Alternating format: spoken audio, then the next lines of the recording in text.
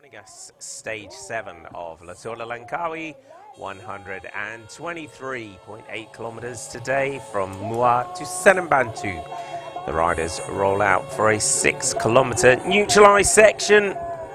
8 stages in total.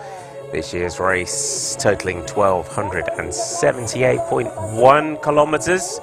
3 intermediate sprints along the routes after we hit kilometre 0. One at Umbai, one at Cheng and one at Lingi. This is the weather forecast. It's 27 degrees Celsius, bit of cloud, mostly sunny, 8 kilometre an hour. Southeasterly wind.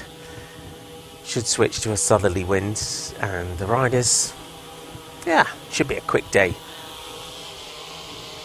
10, 6 and 4 bonus seconds on the line.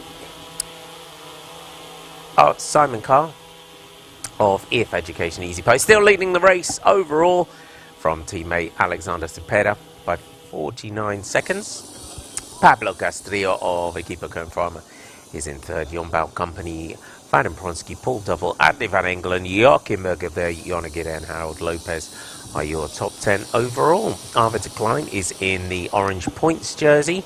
He leads that competition with 45 points to Enrico Zarangello's 36 and Glebserista's 34. Simon Pello is our King of the Mountains. He is crowned that champion. No King of the Mountains points today. And in terms of that, there's none tomorrow either. So he had sewn that up on our stage to the Genting Highlands. So he is our King of the Mountains. Vadim Pronsky is our white jersey, best Asian rider. He has quite a commanding lead in that with 2 minutes and 7 over Sambaya and Funsath at 4:49. You see Arvid de Klein is in his points jersey today in that orange KBS jersey. Wasn't wearing it yesterday, not sure why, but kind of threw us coming into the finish. Only momentarily, of course, but it was another stage win for the Dutchman, for the Tudor Pro Cycling team. He took the stage ahead of Sasha Vimas of Human Powered Health, Glebserista third, with 4 Astalan, Enrico Zanoncello, Daniel Lababo, Gijs van Hoeken, Alexander Konishev, Matt Bostock, Carlos Canal Blanco and Attila Viviani was our top 10 yesterday. Expect it to be a bunch sprint again today. It is a flat stage for the riders as we head out of historic Muar, one of Malaysia's most popular tourist destinations is Muar. It's absolutely beautiful, very traditional sort of pre-war architecture for Muar, so it's definitely worth a visit. It's a very, very pretty town. We head up to Seremban too, which is kind of like a new satellite town of Seremban, so we will head up there. Fairly technical running towards the finish, but it shouldn't be anything the sprinters can't handle. While we say it should be a day for the sprinters, expect a flurry of attacks and breakaways to try and get clear and try and outwit the sprinters. You never know. On a really flat stage, we often say it's going to be a sprint day, but you never know. That's what we love about bike racing and we love about the sport. So 95.2 to go will be our sprint in Umbai, 76 to go in Cheng and 32.8 to go in Lingi. Marty McDonald and John Mould with you to take you through stage 7. This is our penultimate stage. We finish in Kuala Lumpur tomorrow, and what a race it has been so far. The rollout, beautiful blue skies. It's a good day for a bike race. Yep. Sorry. The weather has come and delivered on the 7th stage. 8-day stage race though. It's been a good, entertaining 6 days so far. Of course, that big Genting Highlands, we were waiting for that stage. But these sprints have been hotly contested. 4 different winners in the first 4 stages, and then Decline becoming the first rider to take 2 stage victories, and that was a perfectly timed lead out yesterday. I'm sure they'll be looking to do the same again. But we have got a bit of more of a technical finish. 5 corners within that last 4 kilometres. Not tight ones, around about 90 degree or sweeping corners, but it should actually line that peloton out, even if it isn't too tight. So it'll be interesting. Positioning will be key. So riders, you can usually tell riders that are up towards the front on the rollout if they're feeling good. And so we've got Thanakan Chayasombat from the Thailand Continental team. I've got to say, White Cornago, one of the most beautiful bikes I think I've seen out there, is the bike of the Thailand Continental team rider Thanakan Chayasombat. I mean, that's up there, isn't it? That's the sort of bike you put on your wall, really. Yeah. White Cornago. Loving, being someone that wears white shoes, even though I spend most of my life in the mud. But yes, anything white is always good. You have it's to have faster as well, isn't it? White shoes is faster. White shoes and white socks. Yeah, shouldn't be anything else. I didn't mind black shoes actually in the winter. No, see, I could never do black Could shoes. you not? No, black shoes just don't work for me. You have to do black shoes and white socks though. Yeah. It has to be white socks. But it's when you do white shoes and black socks, see, that's style-wise, that just No, I doesn't, don't like that's that. not cutting it for me. Definitely. No, I'm not a fan of black socks. I don't know what it is about black shoes, because it always made me think of, like just normal shoes. Yeah. And I think, I've always worn white shoes. It doesn't matter. Being a cyclocross rider, I live off road, and I always have. But it doesn't matter. It's like white shoes. It's just it's where it should be. I had yellow Mavic shoes when they first came out. Yeah, see, I could do that. When I was younger, they were my favourite. Around 2007 probably. Around then, when I was a junior. Yeah, they're quite fun. And sock lengths are getting longer and longer, and it's always a contentious subject, isn't it? Because we're getting some really. I mean, the UCI are usually out with their tape measure, aren't they? And, they are at some points, and they decide not to when they seem to be wearing really high socks. It's almost like they need to go to the time trials and do the sock length, not the road races, because. I mean, cycling tan is always a thing that you end up with your cycling tan. But if you wear like monstrously long socks, then you're ending up with a tan from now, because everyone's shorts now come down towards their knees because it's more aero, and then you end up with a. I mean, and you never. Nothing's ever. I mean, that's we've got some good long socks here. We've got some good aero length socks going on, and they're really aero now. The socks. There's a lot of technology going into socks. Yeah. It's like the wind tunnel testing for socks. I know. At least they seem to the style to be everyone wears high socks now, even when they've got shorts on, wandering around casually. So. Yeah, not too embarrassing for everyone racing.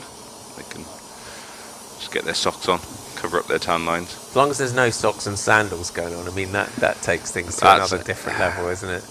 It's changed now. Everyone's socks and Birkenstocks or socks. That's it, socks and yeah. And they think it's cool. I don't know. That's the under 23s though. They got their own style. Yeah, my daughter does socks and stocks. Yeah, it's completely fine as well. Yeah. I don't understand. Socks and sandals was always a contentious issue. It was. It always has been. Yeah. I put my sliders on and take my socks off. Yeah, sliders there, mate. You're going proper Aussie on that one. Yeah. Get your sliders on. No, sorry to any of the Aussies that are watching today. Yeah. My dreadful Australian attempt at Aussie. Those sliders. The other one that they always have. Like flip-flops, don't they? Yeah, thongs. Yeah. See, we're trying to be as international as possible and try and remember a name that everyone calls everything here. Welcome to the commentary box this morning, and socks and sandals. We'd love to know your thoughts on socks and sandals. Yeah, let us know if you agree with us. Answers on a postcard. And the leisure kit in cycling as well now. I mean, anyone watching that sees the guys and out here in their kit, you kind of kit them out completely, don't you? I mean, as a bike rider and within cycling, I mean, most of the time you don't have to buy an awful lot of clothes most of the time, because most of the year you live in your team leisure kit as well. Makes packing a hell of a lot easier. When I finished racing, I was when I did go away, or you go away on a trip where you don't have to bring your casual kit with you, it's a bit harder to figure out where and what you need to pack. It's good. I always enjoy just putting your team kit, maybe one casual t-shirt and a pair of jeans, but then the rest is just complete team kit. And it's an identity. You're representing the sponsors, even if you're not in your cycling kit. It's the same when as soon as you leave the house for the riders, they're representing their sponsors, their team, through the airport, through everything else. Vadim Pronsky, clearly not a fan of having his helmet strapped too tight on his chin. No, it seemed a bit low then, actually. Yeah. He's relying on the dial system on his helmet. The two buddies at the back, Thomas Barter and Harif Saleh, they have a proper catch up in the morning. Those two, we've seen it every day. The categorized and Terengganu riders. They have a good old chat in the morning, which is what you need on the catch up, on the rollouts. Got Bolton Equities Black Spoke just up on the right, and there's a little bit more news out, I think, yesterday from Bolton Equities Black Spoke. I think they might be able to continue as a continental team next year. I think Greg Henderson and the team were putting that out. So it's such a shame for them in terms of their program. So you never know. Hopefully they can find something that might help up that budget for next year. It's getting tight though. Yeah, it is. It changes a bit of what they can do. Obviously they were at pro continental level this year, so with that comes minimum wage and the UCI regulations for the riders. At a continental level, the changes in that, they could keep up a similar race program though, but it depends what the riders really have. See, Thomas Barter sits at the back, continue his chat, and then he just moves up when he needs to. He'll be up the front within seconds. Yeah, look at that, all the way up the outside. And so as I said, we'd love to just get in there and just have a little Harif Thomas Barter chat and just see what's going on between the two. Just because it's normally a little fist bump, have a good day, and off he goes up towards the front. We saw it the other day, and they were having their proper morning catch up. I'd love it if they've sat there with a couple of coffees, you know, on the rollout, couple of big lattes, maybe a croissant, and have a catch up, have a chat, a little cheers, and off they go.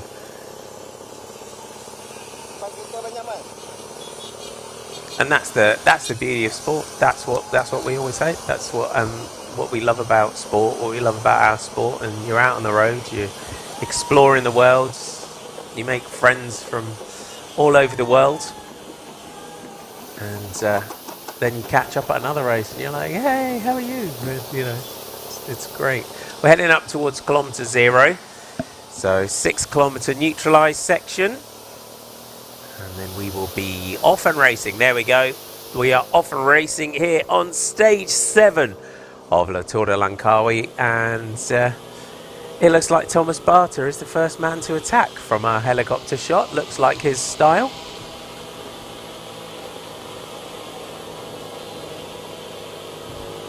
And away we go. So good attack. There's a good attack.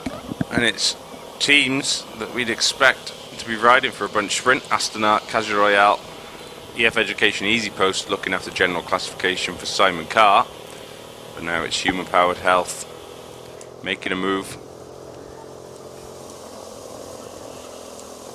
They've come close in this race, Human Powered Health. It's Sasha Vimas and Paul Doubles up there in general classification in 6th spot. But as a team, they'd want to come away from this with a victory, potentially.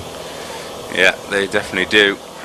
Unfortunately, another team, we talked about Bolton Equities Black Spoke struggling, losing Bolton Equities, but this team is in its final year. The men's team will fold or cease to exist by the end of this season, so it could be the last race of the season for a lot of these guys in the jerseys.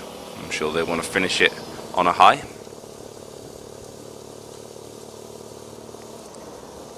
Yeah, human-powered health. The women's team continuing. The men's team isn't.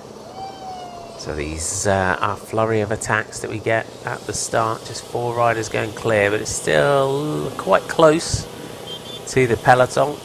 Corotec Sella Italia just trying to drag things clear. We'll see if it gets to this point, and we've so far this week, especially very early on in the week, it took about an hour for a break to be established. We could get a 3-hour stage today if they go fast enough. Yeah, I think they're pretty much on. Yeah, you can see now. You can see the Corotec rider had a good look and then sat on, decided to sit on the back of the group. That's always a sign to say it isn't going to be successful. Perfect time to attack. Sometimes you see the riders attacking from the front of that peloton. Always the hardest thing to do. You kind of want to wait for a little hesitation and then for it to sit up again. And you can see how fast it is. When the tempo's like this, accelerating off that really high tempo is easier said than done, isn't it? And that was 2 7-11 Philippines riders. One was in the little move and one was chasing him. Now it goes across the road now on the left hand side or the right hand side of your screen. That was perfect timing. Get through the gap before the road closed off and was blocked off. Yeah, nice work there by our second 7-11 Philippines rider. Just swung across the front of the peloton and took the wind out of the sails. But it has allowed 2 next riders to go. It's that man again. It's like it literally is the most animated rider of the race. Yep. Jambalan Sambayer, as off he goes.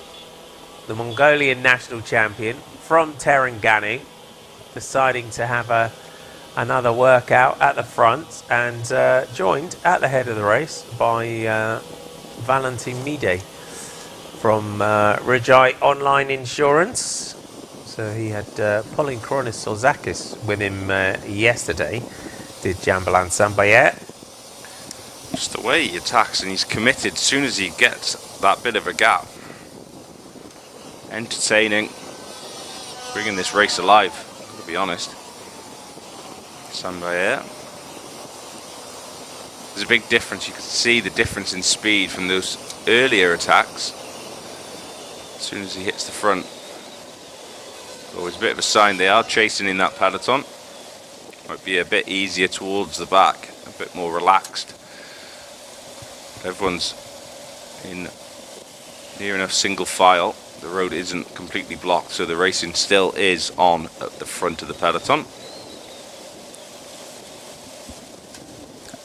Can he get clear? That's the question, Jambalan Sambayer.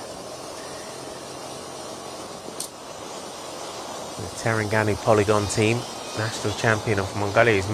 Valentin Mide is even just struggling to stay with him at the moment. It looks like.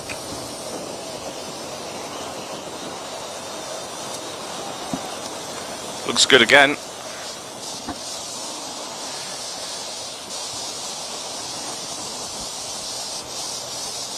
Really driving this one on is Sambayer.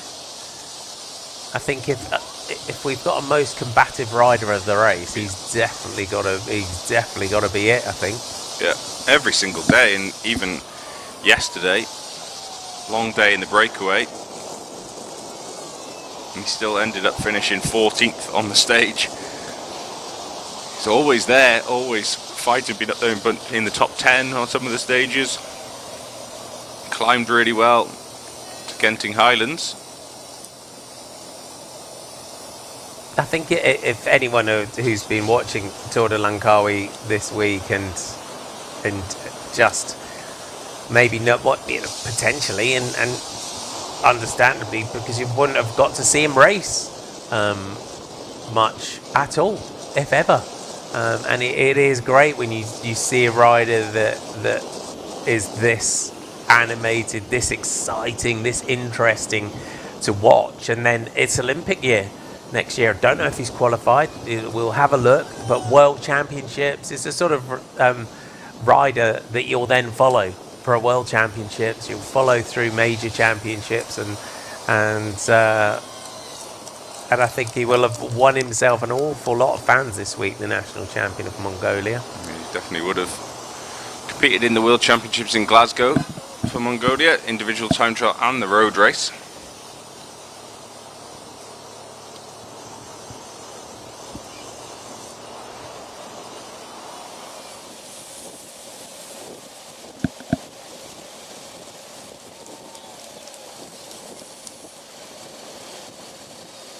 And they're a team that have been around for many years, Terengganu.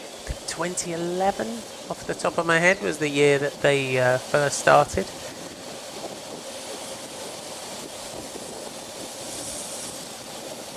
So just a swinging left now, and it's Jambalan Sambayer of Terengganu and Valentin Mide of the Rujai Online Insurance team, Frenchman on the Thailand team. And I think both of these teams have been so entertaining this week. I mean, we saw Mide do that strange attack when he tried to get across to take some bonus seconds. But I think both teams, between Sorzakis, Van Enden within the race this week, they've been up there all the time on the attack. Yeah. For the riders from the continental teams, they've really put on a big show, both these teams. It's been great to see. Been able to fight on all fronts as well, not just trying to get in breakaways and show themselves on television. Up there, as you said, in the general classification, trying to compete in the bunch sprints as well. It's exactly what you want to see.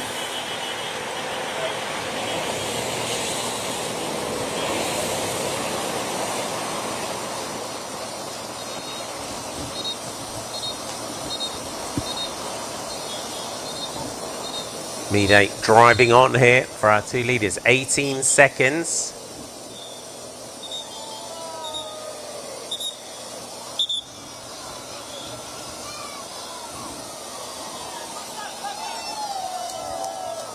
So can they get clear? He's the peloton as well will when that number comes through, you do at this stage of a race start to kind of almost get wise to someone who's on the attack every day, and you can see the long tail, the long string at the back of the peloton. Harif Saleh, teammate of Jambalan Sambayer, not quite had the form, I think, in the sprints that we've seen from Harif Saleh in previous years.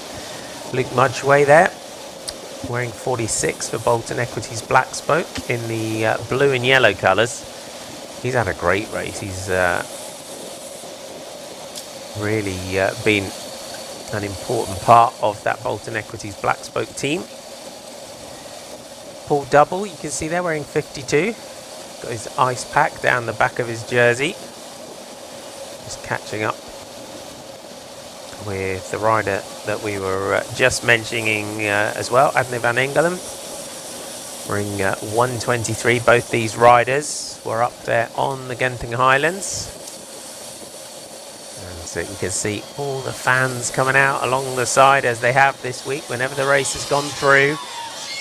Opportunity for all the school kids to get out, watch the race go by. And sometimes that's all it takes, isn't it?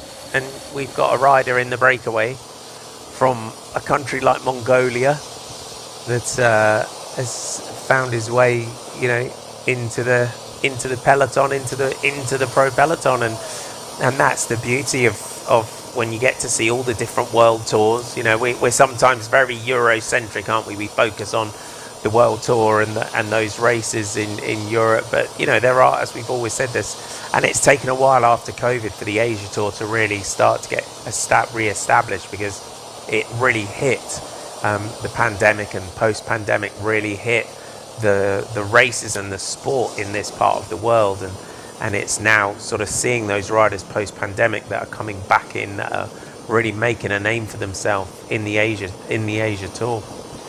Yeah, it's taken a bit of time. I think this is the first year really where they've had a solid, uninterrupted program of races as well. So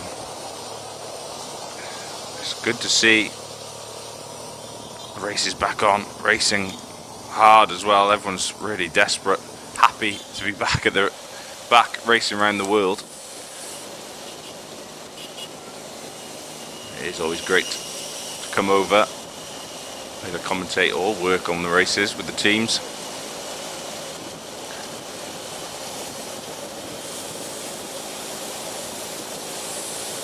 Interesting to see who is riding on the front. I don't think they're happy with the breakaway of 2 just yet. I think there's more of a flurry of counter attacks.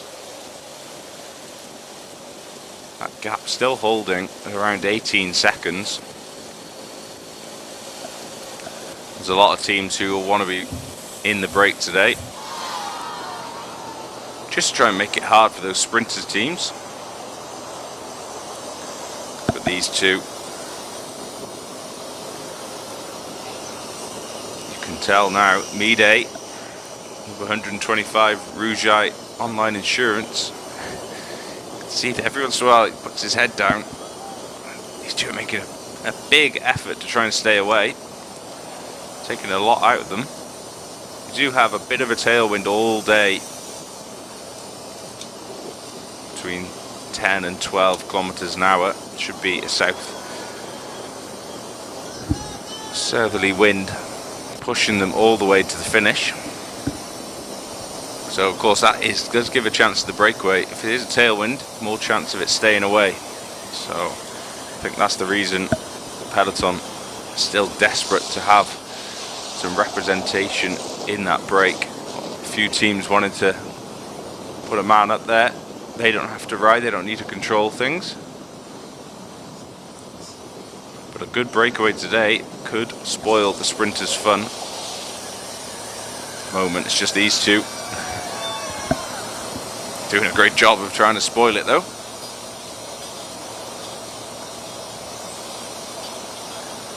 So I was just having a quick search while we're looking. So Jamble Jam's Sambayer.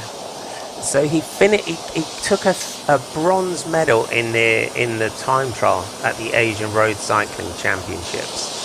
So he made the podium there in that one. So I think that probably qualifies him for the Olympic Games. Don't quote me on that. I'm going to double check that. But he did make the podium in the Asian Road Cycling Championships. So I mean, if that's the case, follow him. There you go. I whenever I'm commentating at a major champ like a Worlds or something like that, we're always very much, you know, adopting nations and really get behind everybody. So if you've enjoyed watching Jamble Jams this week, and why wouldn't you? He's a really entertaining rider, the man from Mongolia. So I'm going to double, triple check that just in case, or maybe we'll see if anyone from the team will check in with them and just check. But that'd be pretty cool, I think. And he's one of those riders, and that's the beauty of the Olympic Games, isn't it? That you just never know in the Olympic Games in trying to get away and into moves, and someone that's aggressive and attacking.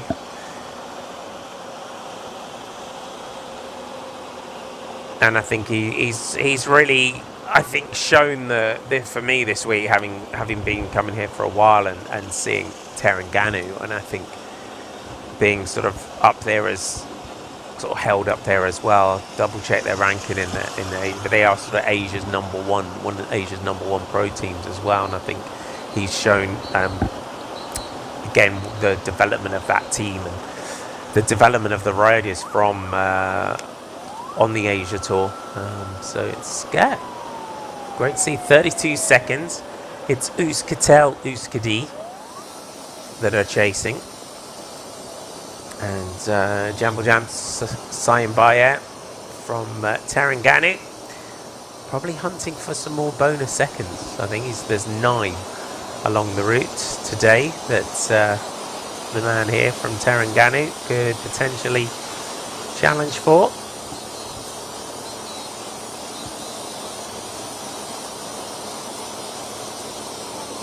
And it is a great national champs jersey. We love a proper national champs jersey. And Terengganu always do their national champs jerseys proud to the Terengganu team. No hiding a national champs jersey amongst your jersey. Got to make it a big celebration that the rider is the best from their nation.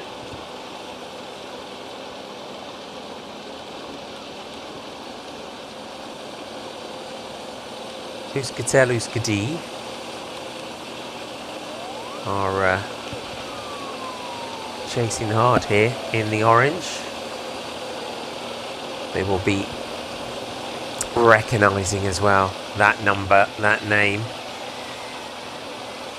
So Jambo Jamps Sambaye sits 16th overall at 3 minutes and 22 seconds.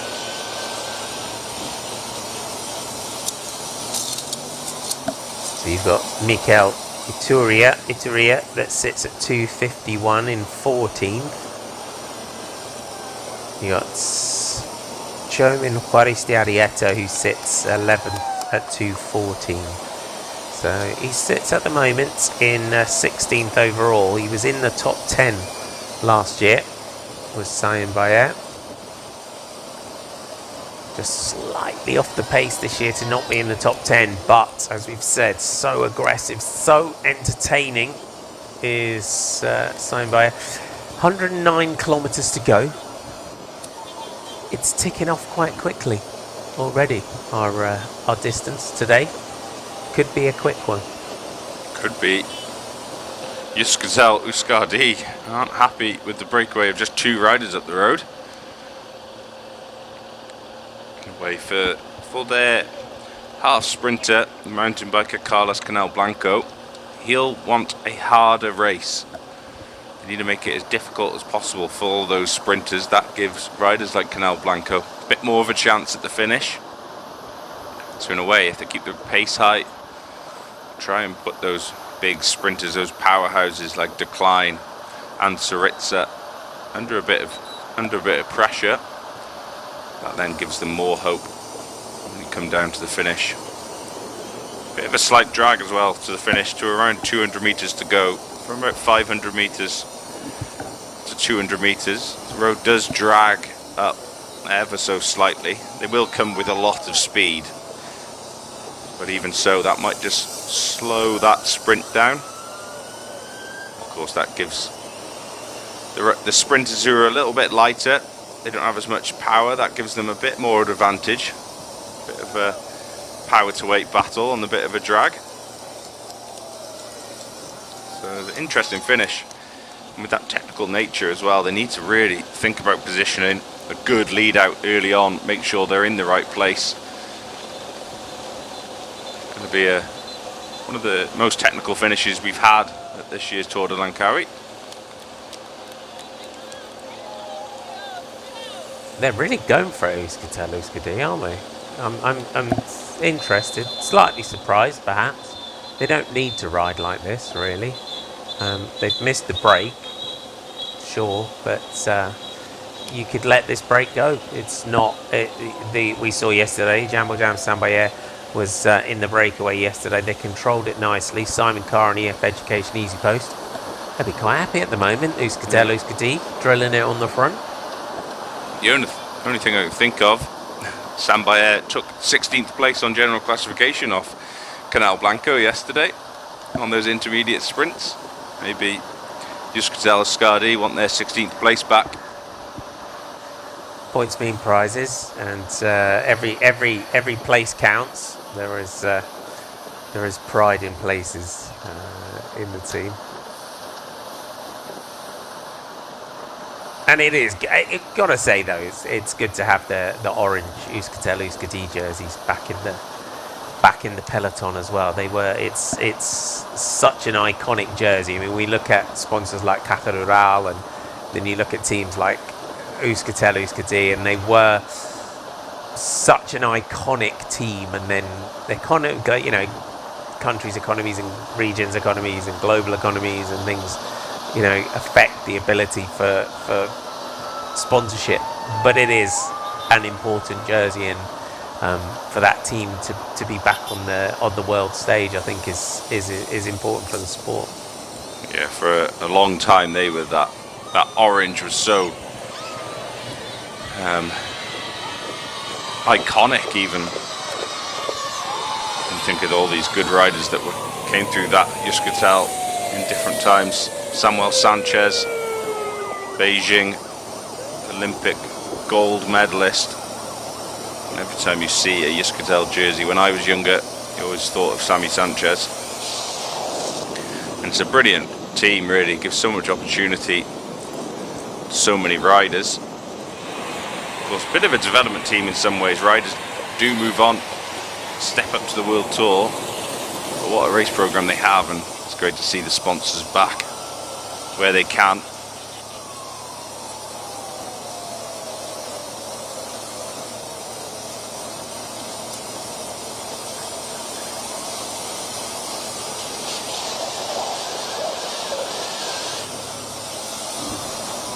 .20 seconds, so they are edging clear here, despite Euskaltel's best efforts. Will they at some point decide to just take the pressure off and just let them go here? You can just see the way this road just kind of rocks and rolls, just rising and falling ahead of the riders.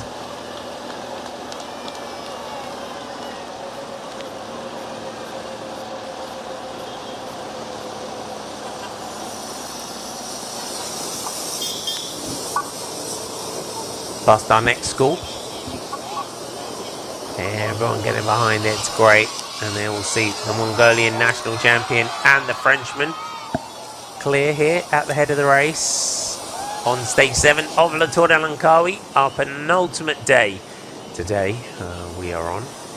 And it is a Frenchman and a Mongolian that are clear. 33-year-old Frenchman who finds his way into the Rujai online insurance team.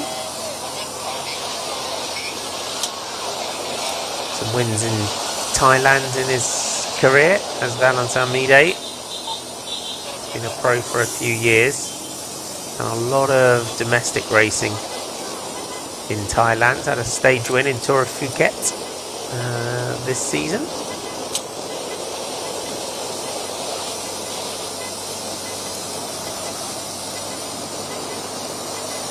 Rujai Online Insurance, as I said, they've been a very strong team this week. They've got Adney van Engelen, the Dutchman, in the top 10 in the general classification, which is a good result for them to get a rider up there here in Tour de Langkawi. The Terengganu Polygon, you see the Polygon bikes of Jean-Valjean Saint-Brieuc. Making some nice bikes, a Polygon. Had some good focus on equipment this week. And the different bike brands that you see around the teams. 16 seconds now from Euskaltel, who are not happy that Jean-Valjean Saint-Brieuc has gone up the road again. As John said, he took 16th place off Carlos Canal Blanco yesterday. I think they'd be better off saving their legs for later, I think. It's always a bit of a gamble, but if they bring it back, they need to make sure they then go with that counter-attack. It's going to all reset. Likely eventually to make contact again and bring them all back together, but it's taking a big chase to do so. They're only using 2 riders, but they need to make sure they're in that next move. They don't want to miss the counter-attack when it comes back together, that's for sure. That will inevitably go. We should start a little book on whether Cyan Bike gets in the next move as well, because he's done it yesterday. He did it yesterday. Came back straight back up the road. You definitely wouldn't bet against him. Back to the back of the peloton. Luke Mudgway just catching up there with is that Dylan Sunderland alongside him. And then Harif Saleh is our man at the back. Just sitting at the back of the bunch here. It's not the Malaysian sprinter is not quite had the firepower, I think, to get up there in these sprints this week, which is a shame. But that is the form cycles that you have to manage, especially at this point in the year. 16 seconds. There will be a method to this one. We have an intermediate sprint to come with 95.2 kilometres to go. So Arus Katelus Kadi just chasing down for that intermediate sprint point. Back up to our leaders. Simon Bayer just has a glance back over his shoulder just to check behind, just to see where that peloton behind are. At this point you can see nice country roads that the riders are riding on. We've got some big old roads, really wide roads that we've had on the run-ins to some of the finishes. They come later on. Little flick of the elbow by Valentin Mide. I think Simon Bayer's planning now that they're going to get caught. I think that look round for him kind of confirmed how close that peloton was. Maybe not, maybe he just didn't see the elbow flick. He's rolled through now. It's looking very likely they'll come back together. It's taken a while to get there. Big chase from Yuskadi. Green Project Bardiani there, also towards the front. They're a team, been there or thereabouts at this race, haven't picked up a stage victory yet. One day in the leader's jersey for Zanoncello. But they haven't got it right yet, they haven't picked up a victory. They're close in the point standings as well, but Arvid decline yesterday really extended his lead in that classification. 45 points to 36 now. They could do with a stage win, and you can't say it's not for the one of trying, because they were impressive yesterday in terms of controlling the brakes and bringing things back. So as a team, you know, they ride. They're a really solid unit. But I think perhaps it shows the complexity of trying to lead out, because you've been there. I mean, trying to organise a lead out, and the way you have to manage the lead out and manage the peloton. I mean, it's from us sitting here, it's easier for us to say, oh, you know, Bardiani, you know, Green Project, have not won a stage, but the chaos and mayhem that you have to manage on a lead out, it's something that when you're in there, in that rough and tumble of the sprint, is completely something else. And keeping a team together, you know, how do you as a lead out and an organizer, you know, as a team, get that and deliver that sprinter? Yeah, it takes a lot of practice, and when a team are riding together consistently, it makes a massive difference. You understand where how and where the rider's going to move. The biggest thing for the rider to be on the front, they always have to be thinking further back of what's happening behind them. Don't just think about themselves. Their positioning, the positioning of where they ride makes such a difference further down. So you want to always try and move wider, create more space behind you where you can, accelerate into corners so then you don't have to accelerate out of them. You accelerate in, make space for yourself, and then you come out and regroup, so your sprinter isn't making a big acceleration to get back onto the wheel. See now, Mide, he goes solo, which is a surprise actually. Sam Bayer, first time we haven't seen him on the attack with. He's allowed the Rougeite online insurance rider to make a solo move. Yeah, interesting one. But as I was saying, just that lead out, trying to position people, it's almost like trying to drive a truck or a car with a trailer on. You always have to think about what's happening behind you, not in front of you. You have to concentrate what's in front of you, but you also just need to be aware of everything, or and almost think of protecting your sprinter as best as possible and saving your energy. It's a good skill. You just need a good leader to lead them, call the shots, a good road captain who can be in that lead out as well. And also just staying calm, not panicking when something goes wrong or when you lose, you have to close a gap at some point. All about being calm when you need to. And you see Rougai Online Insurance coming up to have a conversation now with Euskaltel Euskadi.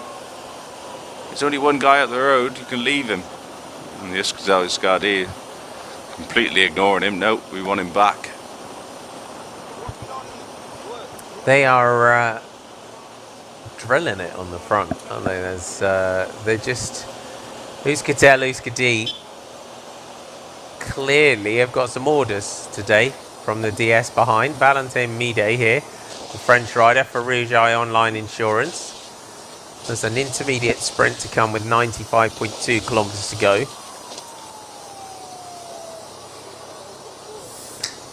Maybe Euskaltel Euskadi want those bonus seconds on the intermediate sprint. But Valentin Mide pressing on alone now. And the 33-year-old Frenchman. We'll have a look back. There's the peloton behind. Euskaltel Euskadi. You'd love to know what their orders were. We never get, of course, we're never going to hear that. We're always just speculating what they're thinking, what their motivation is. And that's his job done for the day. Swings off. So we're nearly into the 1K to go for our intermediate sprint. And it looks like Euskaltel Euskadi are going for that those points, those seconds on the intermediate sprint. So the gap between Jambal Sain Bayer and Carlos Canal Blanco is now 4 seconds. So clearly smarting from losing that place yesterday. And Euskaltel Euskadi are doing a proper lead out here for those intermediate sprint points. And it looks like our orange jersey. Oh, rider going down there, and it's the Euskaltel Euskadi rider, unfortunately, that's gone down in the centre. Arvid de Klein and Enrico Zanoncello sprinting it out there for the intermediate sprint point. Oh, I don't know who went down there, but he went down quite heavily.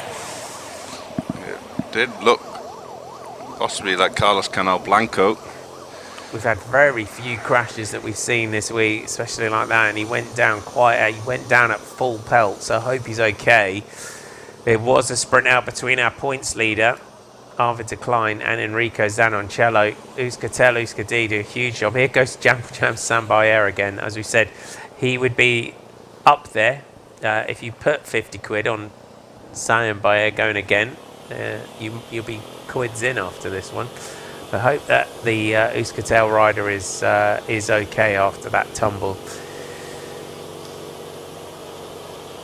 Big job by Euskaltel Euskadi there. That's what they were going for. They wanted to try and put Canal Blanco back into the 16th spot on GC, and they went all in on that one and risked it all. But unfortunately, their rider going down there, and it was the two riders that are up there in the sprints classification that went for the intermediate sprint point. Looked like Enrico Zanoncello and Arvid de Klein sprinting it out. So did our orange jersey take it, or did the Green Project Bardiani rider take it? We'll get confirmation for you as soon as we can. If you are just joining us today, welcome. It's the penultimate day of what has been a thrilling edition of Le Tour de Langkawi. We've got our next rider going in here from the Henjiang team from China. Martin McDonald and John Mould with you for today's race action, and we've been through Mumbai. That was where we were for our intermediate sprint. Our next one's at 76k to go at Cheng, and then we have one at Lingi with 32.8 kilometres to go. Simon Carr leads the race overall.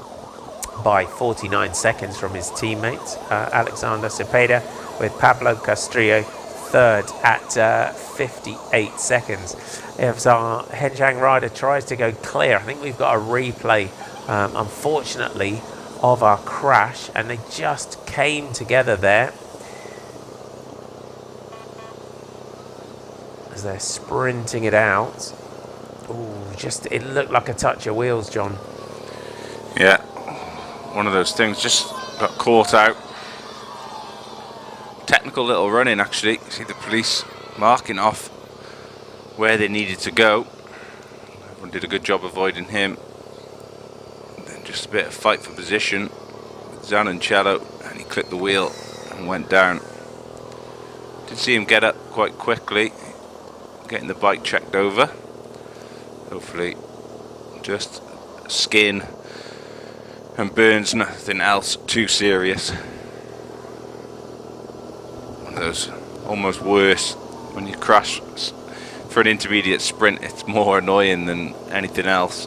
It's not just for the finish line where you're more committed, you're ready for everything. Yeah. Sometimes those intermediate sprint crashes do happen. The concentration levels aren't as high, you're not as up, and you're aware, your adrenaline levels aren't there. And that's where sometimes mistakes can be made. There's a lot of riders going for that intermediate sprint as well. Still a big fight for that points classification. Our KSBO rider just in second wheel. Is this Mizuki that's going here from Terengganu? So we've got our next group going clear here.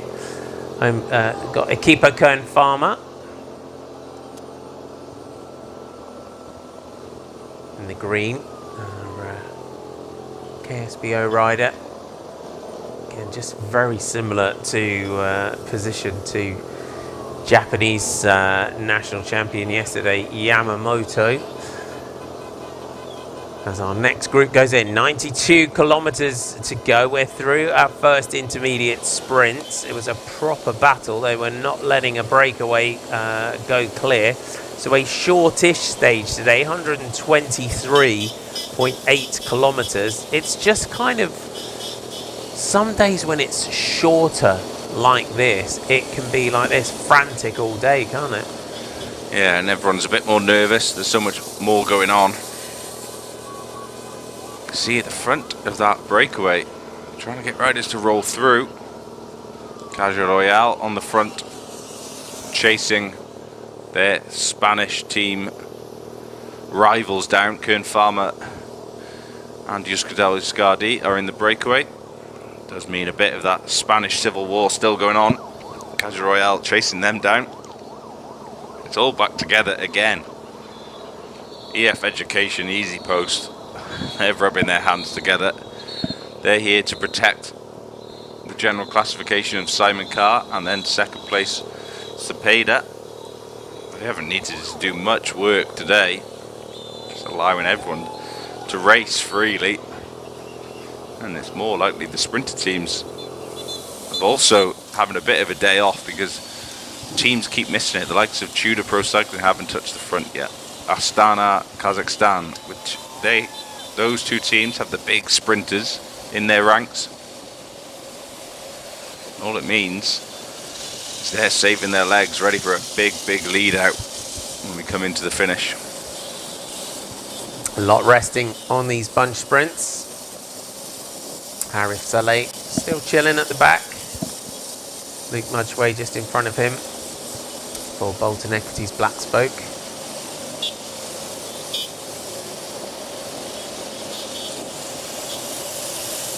So unfortunately, it looks like we've had a bit of info through that it looks like Carlos Canalblanco's had to retire from the race. That's such a shame for the Euskaltel Euskadi rider. It's just come through on our race radio. That's such a shame, isn't it? Yeah, he's been riding so well. We saw him get back up on his feet, but obviously either too bad of an injury or potentially damage to the bikes. So wishing him the best. Hopefully it's not too much, anything too bad. But A really big shame. Our next group going on the attack, our motorbike. Whoop. Just trying to find the riders. Just trying to get clear here. They do a great job, our moto cams. It's just sometimes you just you just got to switch the camera to the other side of you when the bike goes. It did look like Nico Parisia that was going clear for 7-11. We'll get a confirmation as soon as we get up there. It also looked like we had Nur Aiman Rosli potentially that was also trying to get clear, the national champion of Malaysia. So two riders that have been on the attack constantly this week, like Jambal Jamp, Sayan Bayer. Nothing getting clear here. All the motorbikes, unfortunately, they have to move clear when they have to move past, because it's like a rolling road closure. So you see the bikes that are up there, and they're always just trying to constantly move through the race to get up to the next point to close the roads. So it's just on these wide roads as well. It's just picking those moments to get past as well. Just to go through, having a look at the schedule, averaging over 47k an hour for the distance we're at. It's been a very fast start to the day. Ticking the kilometres off. Interesting, after an hour racing, how far we get down the road. It's been non-stop so far. Is this the point as well when you get into and you're in this and you're 7 days into a stage race and it's kicking off like this, and you're in that bunch, and you must just be sometimes thinking, oh, you're having a laugh, let break go. Maybe, but potentially it just means it's over faster, and it's actually in a good way. If your legs are feeling okay, then it's alright, but sometimes you are on a bad day, it could be quite hard. But it does mean you get to the hotel quicker, you get your massage done quicker, you can get a bit more recovery ready for the final day tomorrow. But in a way, if you're on the front foot and you're attacking, you're feeling good, it's brilliant. You're completely in with the race, and there's a lot of riders who are feeling like you, attacking like you, and you're involved. And you're on the positive, you're on the front foot. But some days, if you're on the back foot and you're having a bad day, then yeah, it's quite hard. You're just sat in the wheels, just following and suffering, just following the wheel in front of you. But I do think that bit of tailwind we've forecast pretty much for the whole day, we go in one direction, is helping them along.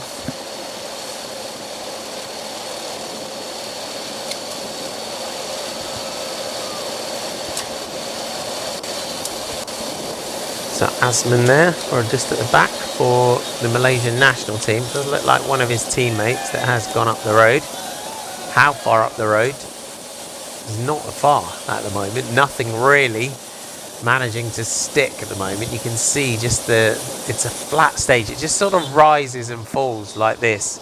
It is Nur Aiman Rosli. He was on the attack yesterday, the national time trial champion of Malaysia. And straight up there, straight into his rhythm is Rosli.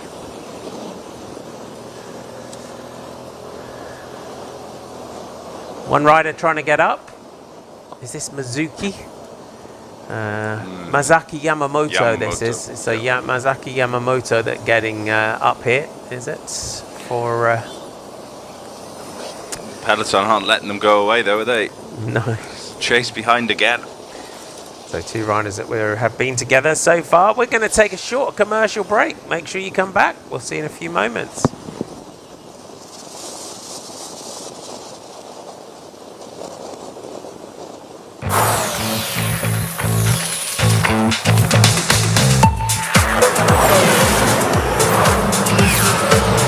No matter how far you go, there's always PETRONAS Premix 95 with Pro Drive to make your journey smoother. PETRONAS Premix 95 with Pro Drive, Malaysians' favorite fuel. Hayati keindahan alam semula jadi. rasai pengalaman yang berharga. Cipta perspektif baharu. Fahami ekosistem di sekeliling kita. Berdepan dengan kepelbagaian bio. Hanya di Johor.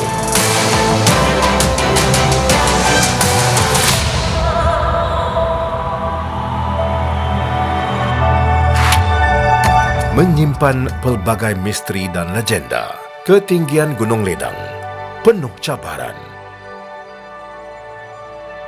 Memberikan bayangan masa lalu yang dilihat melalui masa kini.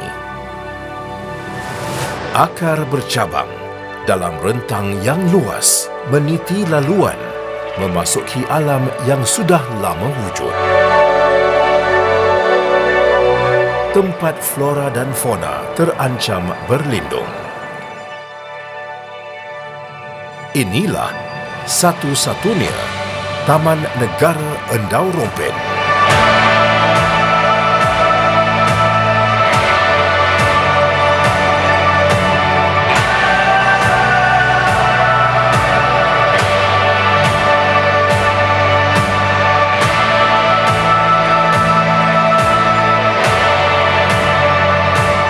Satu nafas kehidupan memberikan inspirasi. Jejakkan kaki mendekati kehidupan alam semula jadi. Hayati hubungan yang sudah lama terjalin antara bumi dan manusia. Dikelilingi kawasan pergunungan, rasai tenaga aliran air. Sungai Endau harungi air yang menyegarkan. Tidur semalaman dalam kedamaian di Kuala Marung setelah seharian mengembara, rehatkan badan di dalam air yang menyejukkan. Semarakkan semula semangat baharu, bersaksikan penyatuan kejadian alam secara harmoni. Terkenal sebagai Nature's Bathtub, Upih Guling adalah bukti bahawa keindahan semula jadi kadangkala tersembunyi. Tenang, murni. Ketenteraman air di tasik air biru menanti anda. Habitat untuk kehidupan akuatik menjadi tempat tinggal ikan tropika yang sudi dimanjai.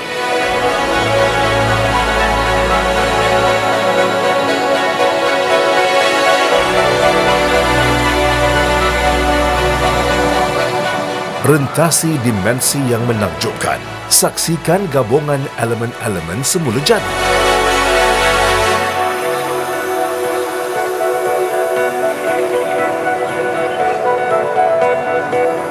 Bersemuka dengan ciptaan luar biasa dan hidupan liar eksotik. Di Johor, pasti terpesona.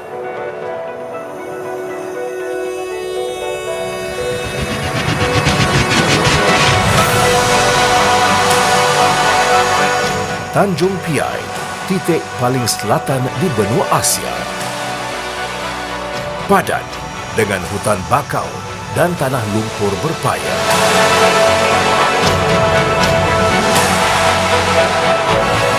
Memainkan peranan penting dalam ekosistem di Malaysia, menjadi tempat persinggahan burung-burung yang bermigrasi dan tempat perlindungan untuk kehidupan laut.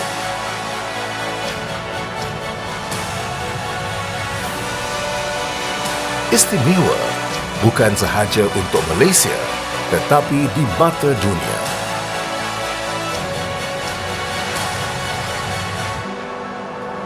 Ditumbuhi pokok bakau, Sungai Melayu menjadi tanda bukti pergantungan manusia terhadap kepelbagaian sumber-sumber di bumi. Pantai berpasir dipukul ombak lautan, deretan kepulauan yang wajib dijelajah dan menjadi saingan destinasi percutian yang terkenal di dunia. Di bawah kehangatan cahaya matahari dan udara segar, menjadi permata yang tidak pernah mengecewakan.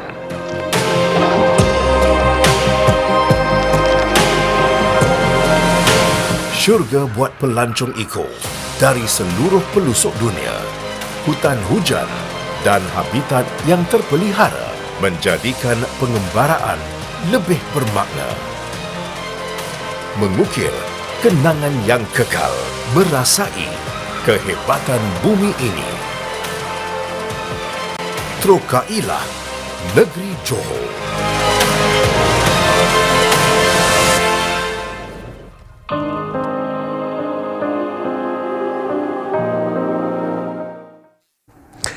Welcome back to the penultimate stage of La Tour de Langkawi.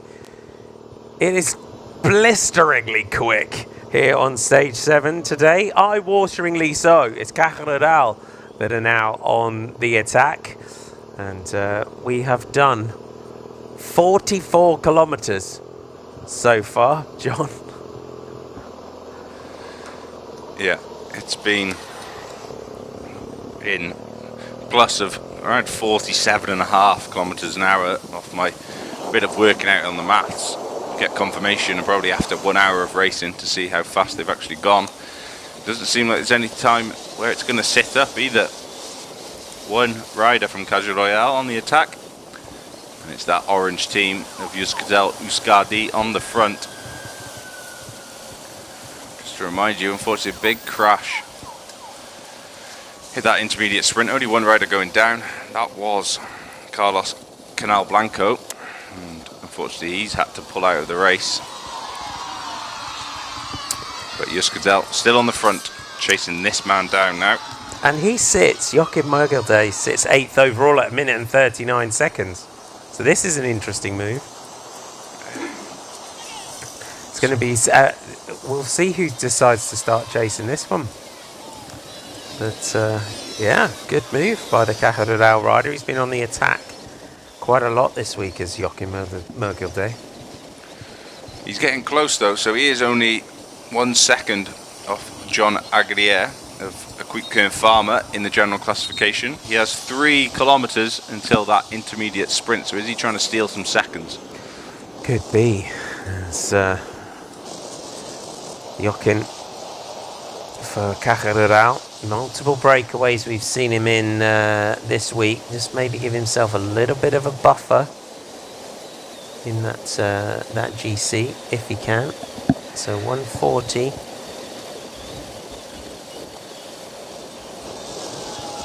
So our GC, so he's at 140. Jon Aguirre's at 139. So he sits in 9th overall. So could he get himself up there? We've got some proper battles going on today for the top 10.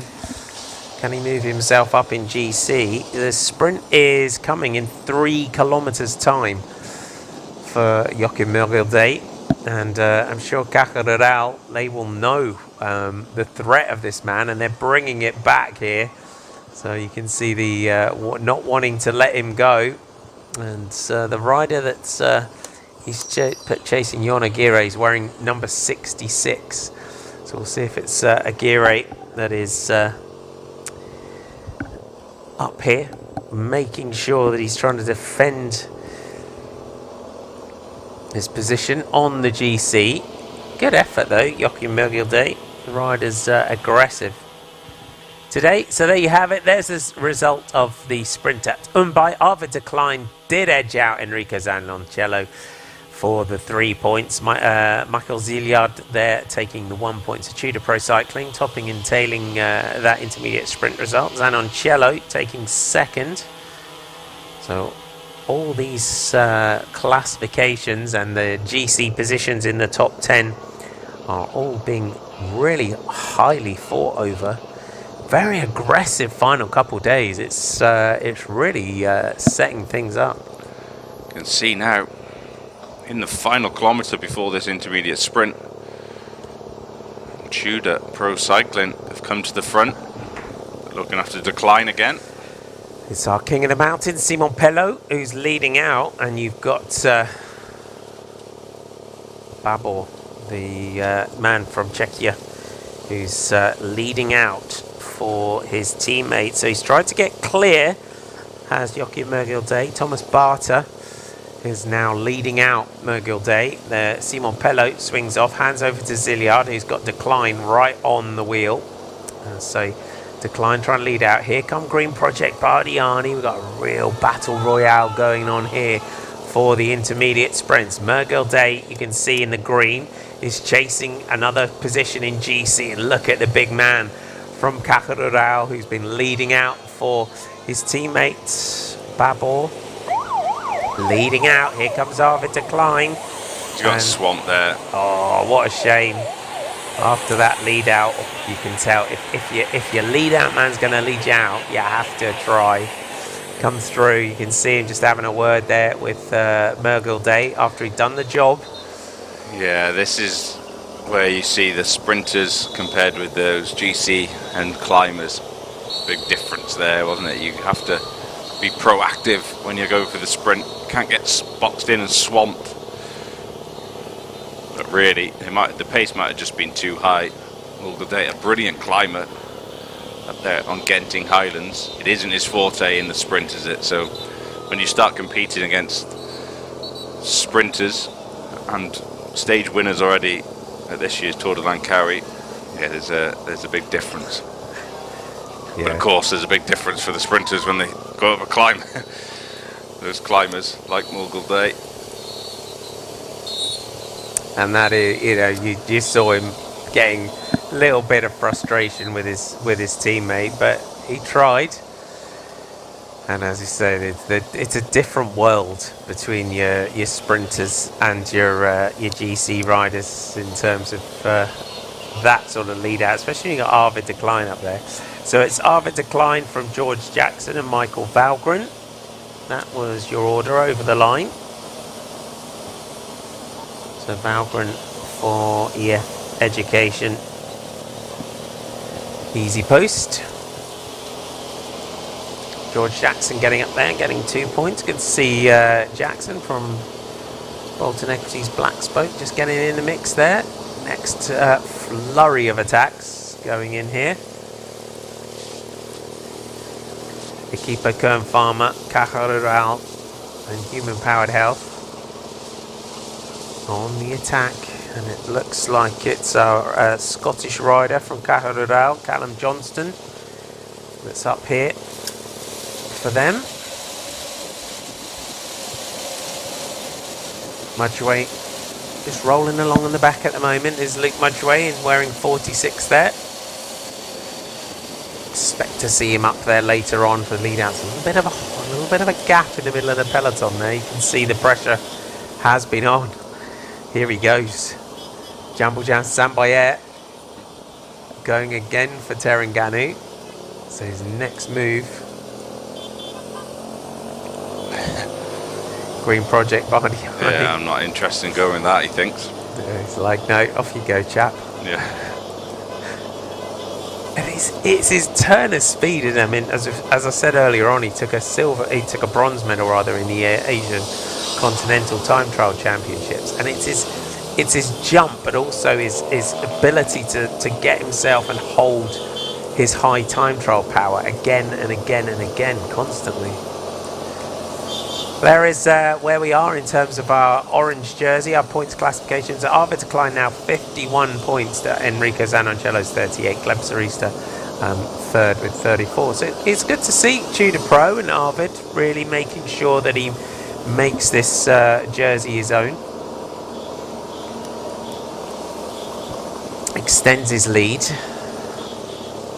Very keen to try and get clear is Cyan Bayer. We've got one intermediate sprint to come with 32.8 to go. We had some nice close-up shots of the Pinarello of Luke Mudgeway there. I think he's had a fresh haircut as well. You can see the side of his head there. Nice and shaved, trying to match George Jackson. Looked like a very fresh skin fade.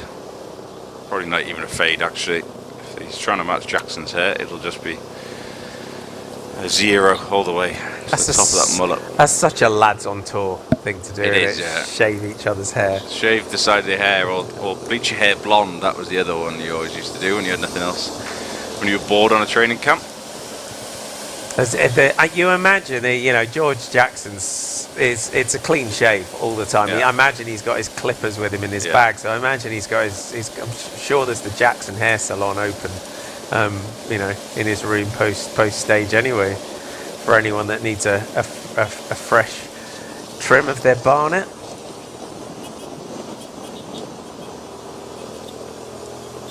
The most aggressive rider of the race so far, arguably, Jamble Jams, Sayan Bayer of Terengganu Polygon, the Malaysian team.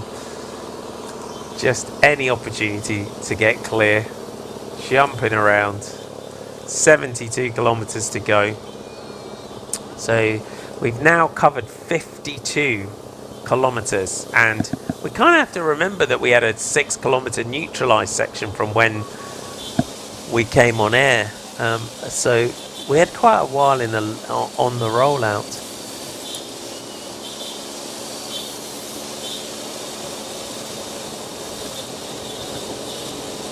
Andres Vosselkans there from Hanjiang towards the back. This could be the pattern all the way into the finish here, that nothing gets clear, nothing manages to stick on today.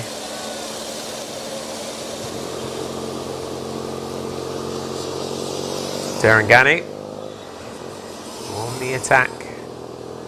Behind them, Rujai Online Insurance, Malaysian national champion, that road champ. That one is trying to come across. Zarif, Nuraiman Zarif from Terengganu. It's the first time we've seen the peloton go all across the road. So is this a breakaway that's going to be allowed to go clear? Problem is, we get closer and closer to the finish, the more they won't want to break away to go clear. More chance of that break staying away as it gets closer to the finish. If it's a big group, they'll have to bring it back.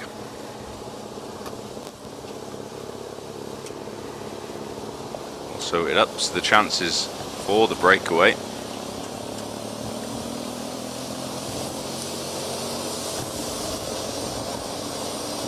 Two riders from Terengganu. This time Mazuki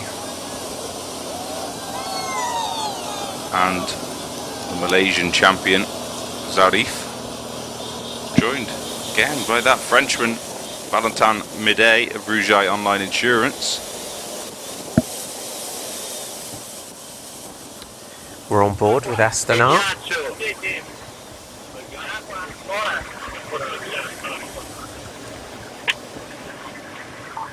So just time to an opportunity to fill up for the riders. You can see there, ice packs needed. So the big old ice packs. Huge, Those huge that's ice socks. That's a monster ice pack, that one, isn't it? That's what you need. If you're just joining our coverage today, welcome. It is the stage 7 of the 27th edition of La Tour de Langkawi here in Malaysia, and it has been eye-wateringly fast. The start to today's stage, we thought it could be quick, and it is.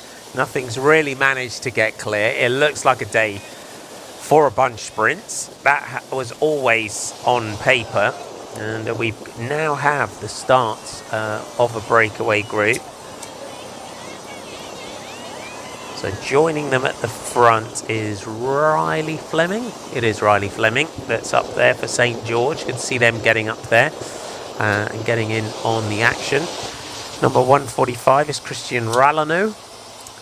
And then our other rider that's got up here is Davide Gaburo, but 3 more riders coming across. So number 162 is Ronnie L. Campos, up there for Euskatelus Gdi, Chomin Horisti Arietta, and then wearing number 93, Gorka Surarin Aguirre from Kakharurao.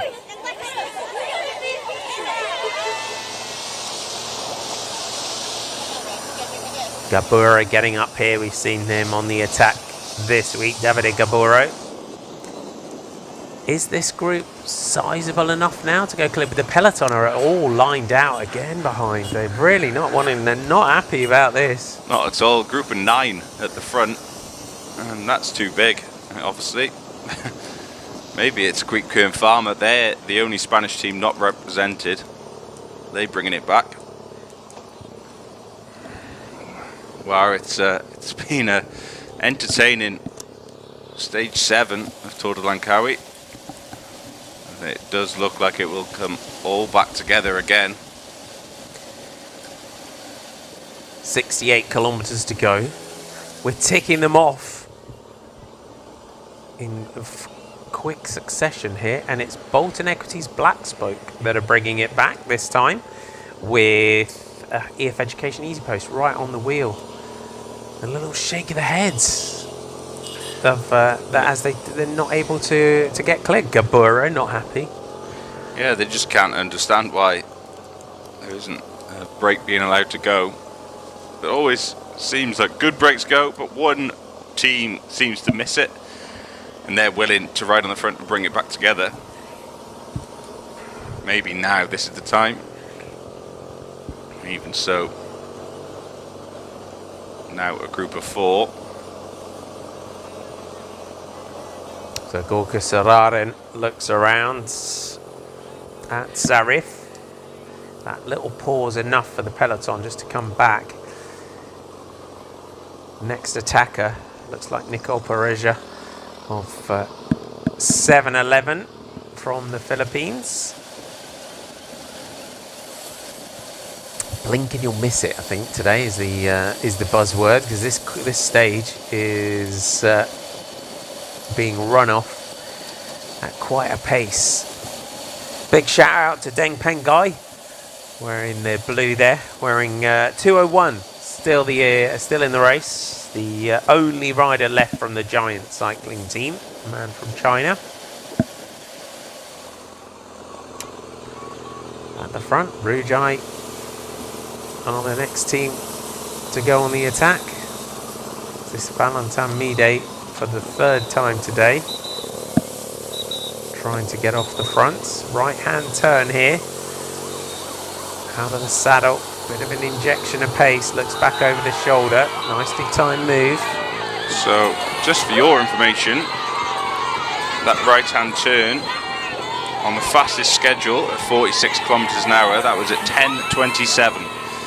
We're 5 minutes ahead of the fastest schedule. So we're close to around 48, 49 kilometres an hour average speed for the whole race so far. Flat out.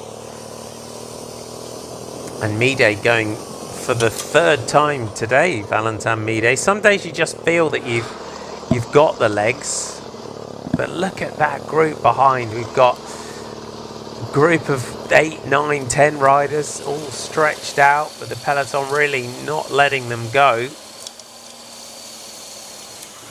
We're on board with the Green Project Bardiani. Could it be their day today? Gaburo from the head of the race back to the team car. So got himself into the move, then he drops back. On board with Terengganu. Everyone trying to pick a time to come back for bottles. There isn't much time, the racing is so flat out. This is probably their only chance of the day. By the time you try and come back any later, the race will really be on. So if you've made your way back to the car, you fully load up with bottles for the whole of your team. Bottles, ice socks, and everything. And get back up to that peloton, distribute it around your teammates. We're on board here with Bolton Equities Black Spoke. It's a good little glimpse into the team cars.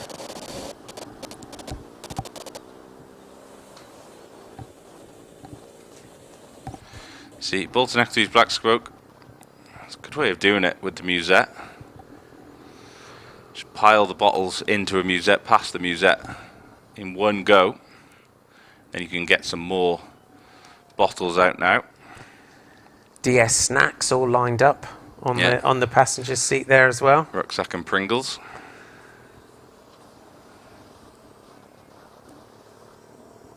You can see the rider behind, just behind the car. They're just lining up. A few more bottles and musettes ahead of the race. This is a big old group going clear here. We've got about 20 riders going clear here. So this is danger move if someone unexpected has potentially got in here. This will be crunch time because the bunch behind will have to decide if they actually want to let this go, because so many teams are represented in here. Tudor have got 2 riders in there.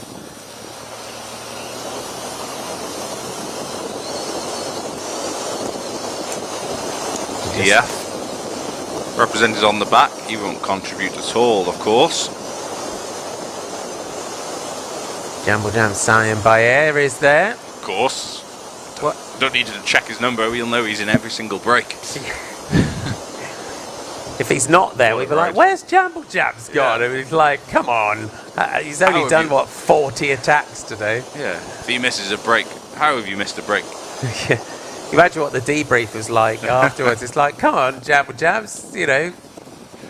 Yeah, come on. You missed 1 out of the 14 breakaways that went today. That's not good enough. What a rider. What a way to race. He's incredible, isn't he? He's so exciting to watch.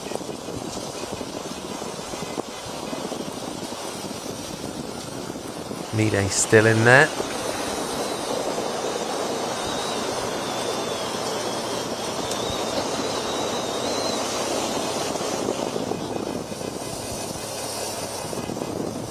Just having a glance down our group just to try and get all their numbers for you.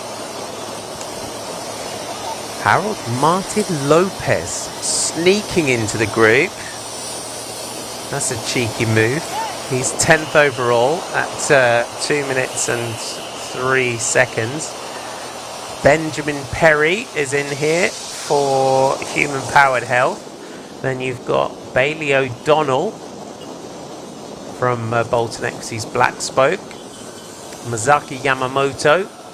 No mistaking the style of the Japanese national champion after yesterday.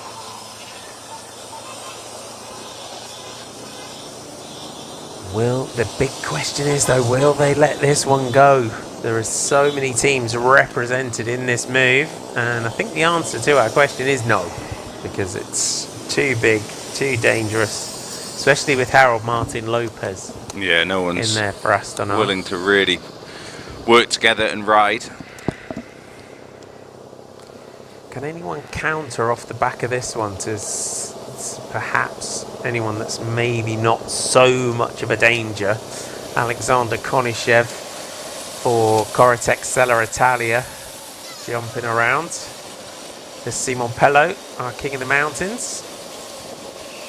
Now there's no more King of the Mountains points in the race at all. He had that jersey sewn up on the Genting Highlands. It's always good to see a rider that really fights and battles. The King of the Mountains carries such prestige within cycling to carry off a King of the Mountains jersey, especially that has a summit finish like the Genting Highlands. And he sewed it up with making sure that he took maximum points over the Category 1 climb just before we went on to the Genting Highlands climb. So it's been an impressive ride to take that jersey for the Tudor Pro Man. Yeah, he's done a brilliant job. Found himself in that breakaway, picked off the points.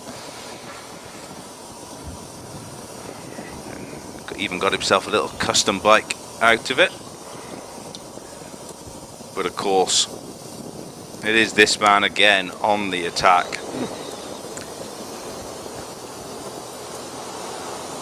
If there is an overall most combative prize, you know where it's going. Definitely. As Yamamoto comes across. Another rider the last couple of days that just seems to have found his form in this race, really ridden into the Tour de Langkawi as the Japanese national champion. So we now have the national champion of Mongolia and the national champion of Japan on the attack. He'll just settle in now behind his national champion, rival national champion from Japan. 60k to go. You're off for a short commercial break. Make sure you come back.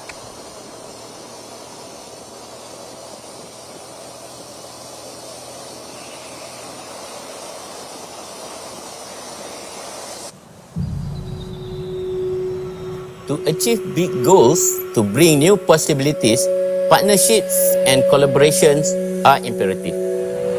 With the focus of people, planet and profit, together with our partners, we are amplifying our efforts to reduce carbon emissions in our downstream operations.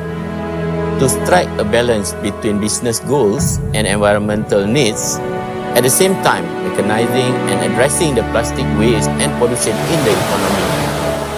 One of downstream subsidiaries, PETRONAS Chemicals Group, is committed shifting the industry towards a circular economy approach, better known as New Plastics Economy.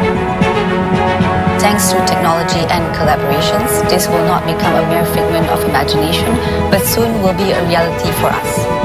Working with a global player, we are currently looking at the possibility of building a chemical recycling plant, creating enterprise value in energy transitions such as sustainable fuel and cleaner forms of energy for mobility. It is up to us to make our planet a better place, one that we will be proud to leave behind for the future generation.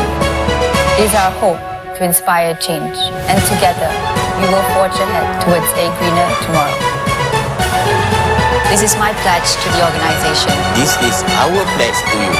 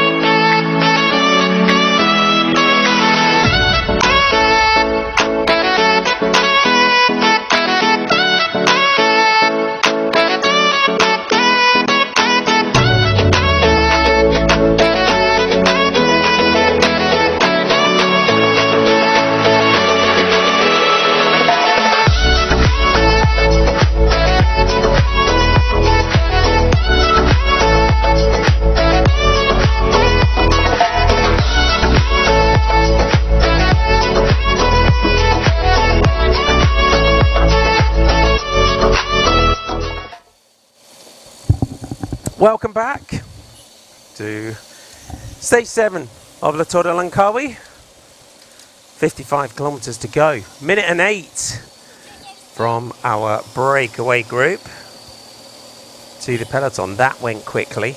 The gap has gone out quite quickly. It has been some start to the stage today, you would say.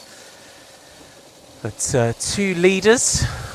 We'll update you on them momentarily. They've got clear and they've got a gap really quickly here on the stage today. And it looks like the peloton have finally decided that a breakaway is gonna go. And it looks like Jambo Jamps signed by air on the attack with Masaki Yamamoto. They went clear just when we went for our little commercial break, and now building an advantage. The peloton clearly have thought, you know what, Jambo Jamps signed by he's tried so many times today to try and get clear for Terengganu that they are going to finally let him go.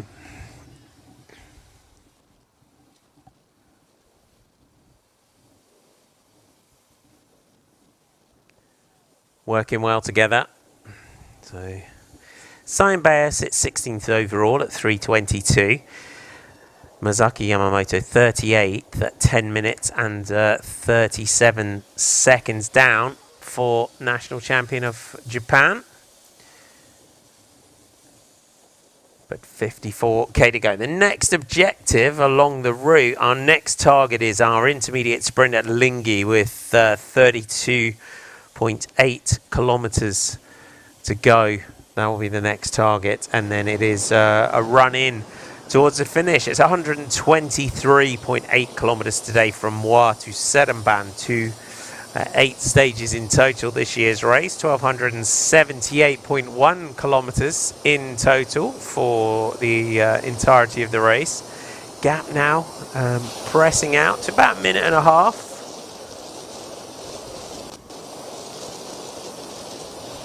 Let's go. You can see the gap now going up to 1:30 over the peloton.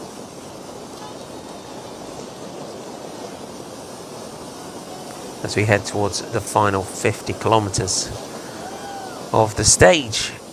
It should be a day for the sprinters, so they've got this under control. Definitely at 1:30 it is controllable on these sort of roads as well. Very long, very wide, very fast roads that they're dealing with, but a good combo that are at the front.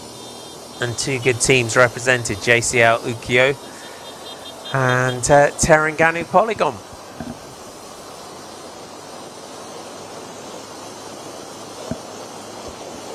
Two days, you got to say, Masaki Yamamoto on the attack yesterday. He went solo, and Jambo Jamps signed by air for about the 50th time today. His persistence is inspiring, I think. Is there one, for want of a better word? Yeah, they definitely don't know when to give up, and that's exactly what you need to do. 2 riders will be committed, and of course will be pulling equal amount of turns as well. They both want to be where they are. Neutral service, trying to get a bottle off to either of the riders if they need it. Yeah, at the moment it's just, you can see, because it's left and right constantly at the moment. They were just trying to find a safe side and a safe point to actually get come alongside. Out, yeah. Yamamoto grabs a bottle. So the neutral service, just showing how important they're such an important part of the race. Neutral service, and they always do everything they can, whether it's covering the riders' feed until the teams get up there, giving them water, taking things off the riders as well. Yeah, and they're always there. As soon as the breakaway goes, they can support them where they need to. Of course, when the team cars haven't made it to the front behind them, they can get bottles course, any mechanical problem, they're there to try and help as fast as possible. But actually the key bit is getting water and fuel when they need it.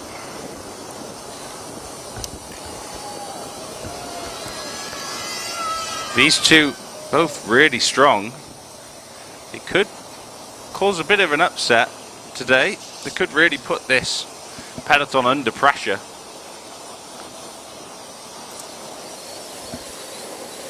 But of course, the peloton now all lined out again. They know we keep talking about the talent of these two riders in the breakaway.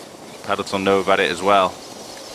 Chase is really on now. And when we come to the end, look at the peloton, how lined out it is. We've got a bit of a gap now at the back. You've got to be really careful. And you can see there's a few little cracks that are opening.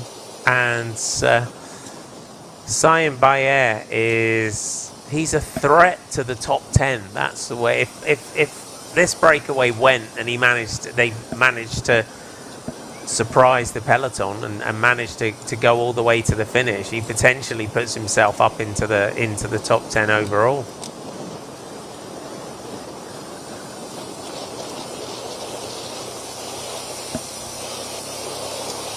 And he's just so aggressive. It's just something to behold, the way that the Mongolian national champion races, constantly fighting to get into the breakaways. He's just got one of those styles as well on the bike, isn't he? It's so easy. His pedaling style, everything is sort of about the power, the turn of speed that he's got is really has really impressed me this week.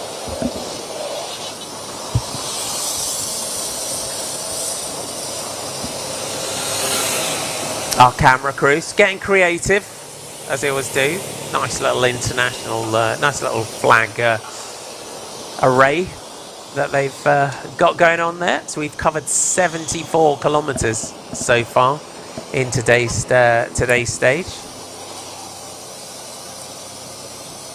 We rolled out about 9 o'clock, and we had a 6 kilometre neutral section. I didn't make a note of what time we had kilometre zero. Was it about 9:15? Yeah, I think so. And about, yeah, it's 12 minutes expected. 12 minutes past 9.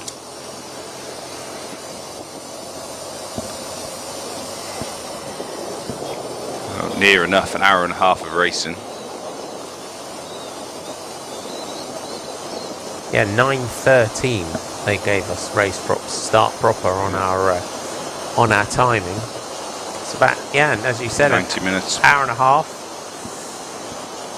and we're already 50k to go. Attitude Pro on the front, as you would expect for Arvid Decline. They will want another sprint, try and deliver him to a hat-trick of victories in this year's race. EF Education Easy Post defending for our overall leader, Simon Carr.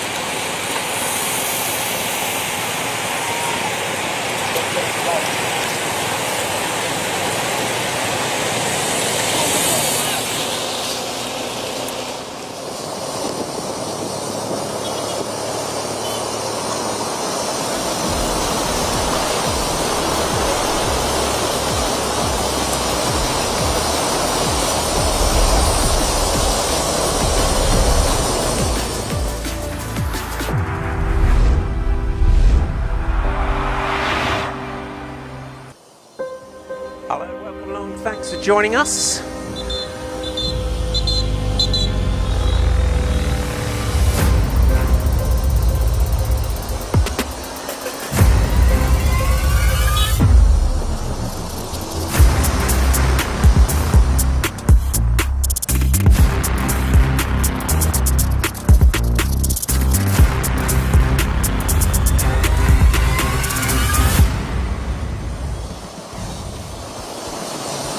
Welcome along. Is stage 7 of La Tour de Langkawi today. 123.8 kilometres, the penultimate stage. Let's take you back to stage 6. What a day out we had. Jamble Jams, Seremban going clear with on the attack with Nur Aiman Rosli. Polychronis Sorzakis. Seremban was chasing bonus seconds out on the route. The national champion of Mongolia from Terengganu on to the second sprint of the day at Batu Kikye. Seremban taking 3. Rosli, though, not having any of it. Took the next sprints. 2 seconds for Seremban. On to the King of the Mountains points, and the Terengganu polygon rider was clear on his own. Rosli taking 2. It was all back together into the finish, and Tudor Pro Cycling delivered Arvid Decline absolutely perfectly for his second stage win of this year's race, just edging out Sasha Vimas of Human Powered Health. Gleb Zarista of Astana, Kazakhstan was third spot. Simon Carr retaining his overall lead in the general classification. Decline in orange, Pronsky in white. Now that you are the only one with 2 stage wins, are you even more the favorite ahead of the bench sprint? I don't know. I already have 2, so I'm pretty comfortable right now. And we will see. Like, I would like to have another sprint, but if it's not, I already have 2. So. And with 2 days to go, do you feel very close and very far from the podium in 4th place? Yes, at the same time it wasn't very far because we have no mountain stages left and only some bonus seconds in the intermediate sprints, and that's our mission now, to try to get some sprints and get the 3rd place in the GC. Let's have a look ahead at what the riders will be tackling on stage 7. It's flat, it's fast. We head out of Muar for 123.8 kilometres. 1 sprint at Umbai with 95.2 to go. 1 at Cheng with 76 to go. 1 at Lingui with 32.8 to go. And a fast technical run in towards the finish. It should be a day for the fast men. Rollout given with 6 kilometres of neutralised section out of beautiful Muar, of the most popular tourist destinations in Malaysia. Make sure you put that on your bucket list for when you come to visit our national champion of Malaysia, Nur Aiman Zarif. There. Pronsky in that white jersey. Simon Pello has got the King of the Mountains sewn up. It has been frantic, to say the least, and we had our first intermediate sprint of the day, and after a big chase by Euskaltel Euskadi, their man Carlos Canal Blanco, unfortunately going down on the run-in to the sprint, he actually had to retire from the race. Our points leader Arvid Decline taking maximum points ahead of 2nd placed Enrico Zaroncello, with Gleb Zarista taking 3rd. On to the 2nd sprint, Kacherudal, after Joachim Mergilde was trying to get up there and get the seconds, he was led out by his teammate Thomas Barter, the big sprinter, but unfortunately our GC man, and you saw the kind of consternation there by Barter to his teammate after the work he'd done, but it went to Arvid Decline ahead of George Jackson.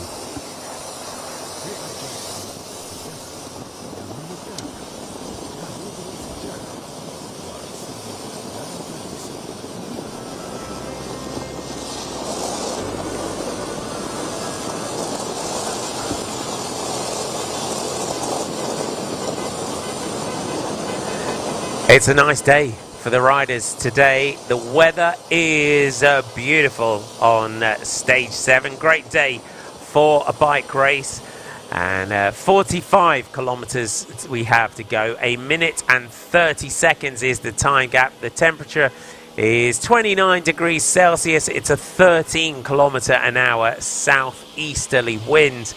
And going into today, Simon Carr of EF Education Easy Post leading teammate Alexander Cepeda by 49 seconds. Pablo Castrillo of Equipo Confirma third at 58 seconds. Your breakaway group contains Jambuljant Sambayer of Terengganu Polygon, wearing 106 here, the national champion of Mongolia. And Masaki Yamamoto of JCL Ukyo. He is wearing number 111.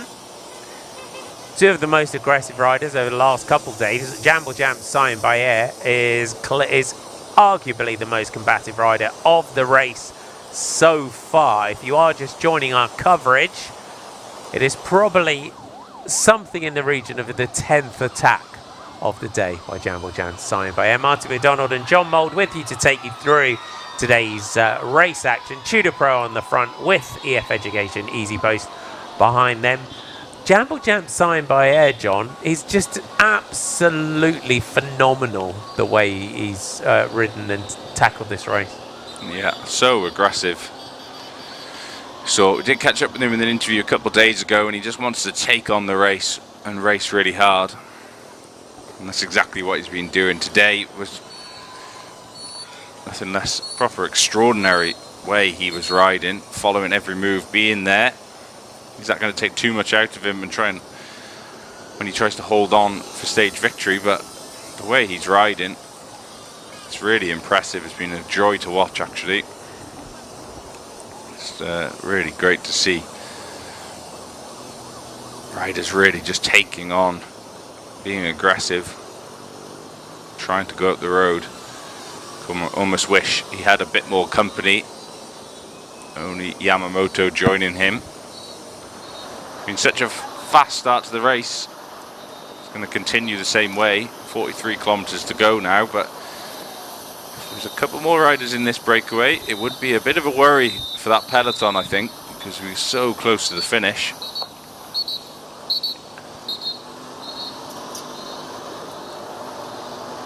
And the team's working on the front. Tudor Pro did a great job yesterday in leading out for Arvid Decline. And EF Education Easy Post, the team of Simon Carr, our overall leader. Good to see two national champs jerseys at the head of the race. National champion of Japan on the front with Masaki Yamamoto. And then our national champion of Mongolia right behind. Two real celebrations of national champions kits. Does look like Polygon have done a full Mongolian national champions bike as well, which is always special as a national champion if you get to ride that bike throughout the year. Yeah, of course then, hopefully if you're trying to keep it as well, something to remember, the national champs jersey and your win. Nice custom bike. Of course in the years afterwards you've still got that bike for a long time. Always nice when the bike manufacturers make a little custom bike as well. Now we see Astana, Kazakhstan. They have moved themselves to the front to help out Tudor Pro Cycling. And you can just see the bit of chat going on now at the front. So Tudor Pro have been controlling for a while. They brought it back to 46 seconds. Now they look around and give a nod to the other teams to say, okay, up you come. He was happy with that view when he turned around. Another rider to come and help him. This is the most relaxed this peloton has been for all of today. A frantic start, so many attacks over and over again. The peloton and the riders will be happy with a bit more of a relaxed time. We're not. I was hoping they'd just race flat out like they would all the way to the finish, because it's been absolutely brilliant from the start of this race. If you are just joining us today, it's been absolutely bonkers this morning. It's just been, it was just attack after attack after attack. It was really exciting to watch, and a lot of it driven by this man here in that bunch behind. And it is kind of that $1 million question sometimes, in terms of if you've got someone in your team who's got a sprint, and that what is that chat like when it is just down to those two teams. It is just down to Tudor and Astana. But you look around and you've got categorized, know that they've had a stage win. They know that they've got a sprinter here. We're not seeing them towards the front. How long would you do it before you start to think, right, everyone else needs to come and help me now? Yeah, it's a difficult one. You kind of just back your sprinters that we can really say, you know, excluding Babor of Caja Royale, Decline and Saritza are the fastest men in the race. They won the first two stages between them. They were the out and out sprint stages. We had a bit of a harder day on day 3, but you know that it's kind of your job. It's expected at that point, and really, if you want it to be a bunch sprint, you have to just sacrifice those riders to do it. And you trust your sprinter to deliver the best they can do when it comes down to the finish. And unfortunately, you might get some more riders towards the end of the race to help you in the final 20k, and then you can save the riders for the lead out. But unfortunately, when you are one of those teams with the big sprinters, everyone's going to look at you straight away. And it's almost just holding that peloton in a close to the breakaway, close enough that it's always there. The stage win is always shouting at everyone else in the peloton. There's still hope constantly, and then the other riders then start to come forward when they need to.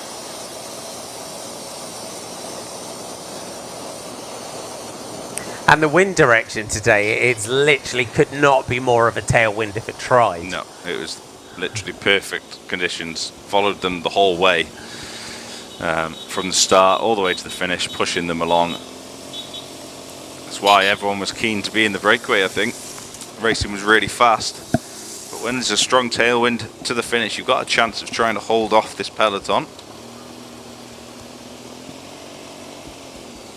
One team we're seeing all in formation who have got close but no cigar yet are Human Powered Health with Sasha Vimas. So if we look back through the race so far, day 1, Decline, Vimas, Saritza. Day 2 they did a good lead out for him and he kind of got washed away a little bit. It was Saritza from Decline from Zanoncello. Didn't get into that top 10 on that day. He's then had 3rd on stage 4 and 2nd again yesterday. So Sasha Vimas, the Belgian from Human Powered Health, really consistent. How do you think he needs to tackle this sprint today against Decline? Looking at the run-in, how would you approach it in terms of the lead out and him? I think a lot of the time he's getting swamped. He's a little bit sitting further back. It'd be good to just have a chance of them really leading it out. The final right-hand corner comes with 700 meters to go, and then the road really bears to the left. So I think for Human Powered Health, they can have sacrificed one rider to hold at least 2 riders in front of Sasha Vimas, say Gies van Hooker, and then maybe in front of him Benjamin Perry. 2 good sprinters in their own right and strong legs. If you have one rider in front of him, likes of De Vos or even Paul Double, he's out of the danger. Even though he is riding for general classification, it is quite safe in that situation. If you can hold them in a position, maybe top 10 in the running, in the technical running we have in the last 4k, and then try and make a move around a kilometre, 900 meters to go, so you're first into the right-hander with 2 riders in front of Sasha Vimas, and then you go to the left-hand side of the road. It bears up, drags, but it just slowly goes to the left-hand side. I think that would be brilliant to see them get together and try and work and deliver Vimas in a big lead out, instead of, he seems to be a little bit too far back at times, and then he can't open up his sprint until late. We saw him come really fast and pick up 3rd place, and that was when he seemed like he has more speed than a lot of other riders, but he's not had a chance to really open up his sprint until the last 100 metres or 50 metres sometimes. And is that because he's having to as we say, surf the wheels and freelance the sprint a little bit, because he's maybe got one rider at the end, but that one rider is having to leave him too early? Because ideally you want to have, looking at maybe the sort of sprinter he is, 200 metres, 250 metres to go, because he got left with 300 to go, and clearly for him was too far out, so he backed off and had to kind of come again. So, and then you do that and you lose that momentum, that speed that you've had, and then you have to make a big effort to then accelerate to the top speed. So it'd be great to see them really just need to get round him and give him a chance of actually having a sprint. He's there or thereabouts, so the stage win is definitely possible. And it is good for a GC rider like Paul Double to learn how to be a part of that team, because you want, as a GC rider, you need your sprinters on the days where you're getting led into a mountain. So it's a way, and again, as a young rider like Paul Double coming through, and he's off to Eolo Cometo next year, but you have to learn that process, don't you? Is to say, right, my goal is to get through 3K to go safely. So if he's would he be that first rider that you would put, and then how would you approach it from there? He could be the first rider, but even so, he could be doing a job later on. General classification for him, if we're honest, it's not much is going to change, and an effort at the end of a race. He's obviously got really good form, good legs. It's always good practice. You need to be able to fight in those positions as a GC rider, because some days it could be a really technical bunch finish in a race without a 3 kilometre rule, and then almost a drag or a hilltop finish. And then you have sprinters in the mix, you have GC riders in the mix. It's always good to be involved in that and understand how the bunch really moves. It almost helps then in reduced group sprints. It's easier then. You're not in a fight between 100 riders. That group comes down, size comes down. You're used to the rough and tumble, the squeezing through gaps when you don't think there's a gap there. All these things are really good practice. But for V-Mouse, this is another chance for him today. And hopefully Human Powered Health can get everything round him and give him a good chance, or at least the opportunity to really open up his sprint and test himself against the other sprinters in the race.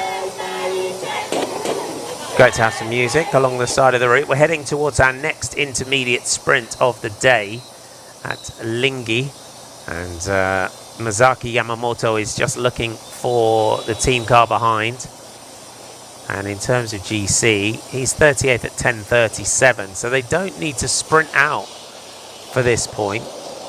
Jambo Jam Samboyer is higher than him on general classification, so he's looking for some bonus seconds. 500 meters to go to our intermediate sprint for our two leaders. So Taranganu Polygon and Team JCL Ukio looking for a feed just before the sprint point. So that kind of tells us that he's not going to sprint it out for this one. He might just have the two of them roll through. Drone just covering the riders up towards the sprint. And 100 meters into the sprint town here at Lingi. All the drummers are out along the sides. So Sayan Bayer, Jambo Jams, takes that ahead of Yamamoto. Job done. Another 3 seconds in the bag for Jambo Jans. So just roll through there, just keeping that continuity, that fluidity of the breakaway. And that's what you need in this situation, isn't it? If you start jumping around, you lose those valuable seconds. Yeah, there's two of them. They just need to work together, try and hold off this peloton. They needed a few more numbers there to really put them under pressure. I think that's why it took so long for any breakaway to be allowed to go up the road.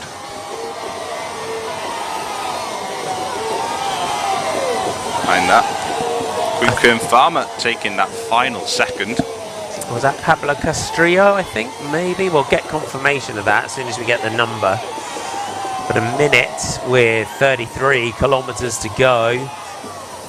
Beat the heat is our motto. You can see they've got their banner there. I'm sure everyone's been doing a few projects here and there. The peloton, though, you can see the pressure, how lined out this is still. It hasn't had any time to relax, actually. This rider's in one line. It's been a fast one. If there's a day when they're trying to beat the heat, they're trying to get this done over as quickly as possible. And that aerial shot there, just look at that, really shows the pressure is on. So it's Jambo Jam, signed by Air, Mazaki Yamamoto. It was even Kobo from Ikipo Kern Farmer that went for the 1 second. So 3, 2 and 1 points, 3, 2 and 1 seconds. And that is our final intermediate prize behind us. There's your sprints classification. Arvid Decline still at the top with 51. Enrico Zanoncello second with 38. Gleb Sarista third with 34. So a good advantage in that classification for Arvid Decline.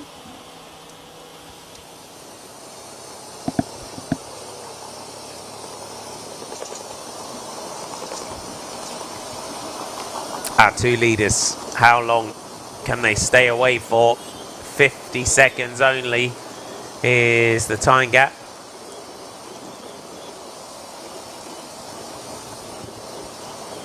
Neutral service up now to keep both of the riders hydrated. Their team cars will have been pulled out of the gap.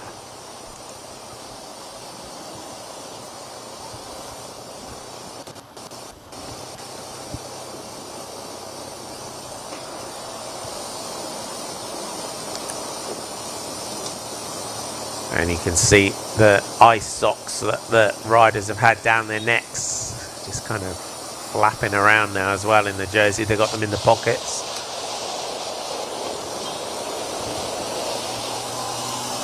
I'll just give you a few of your top 10s on the sprint stages so far, just to give you an idea who you're watching out for.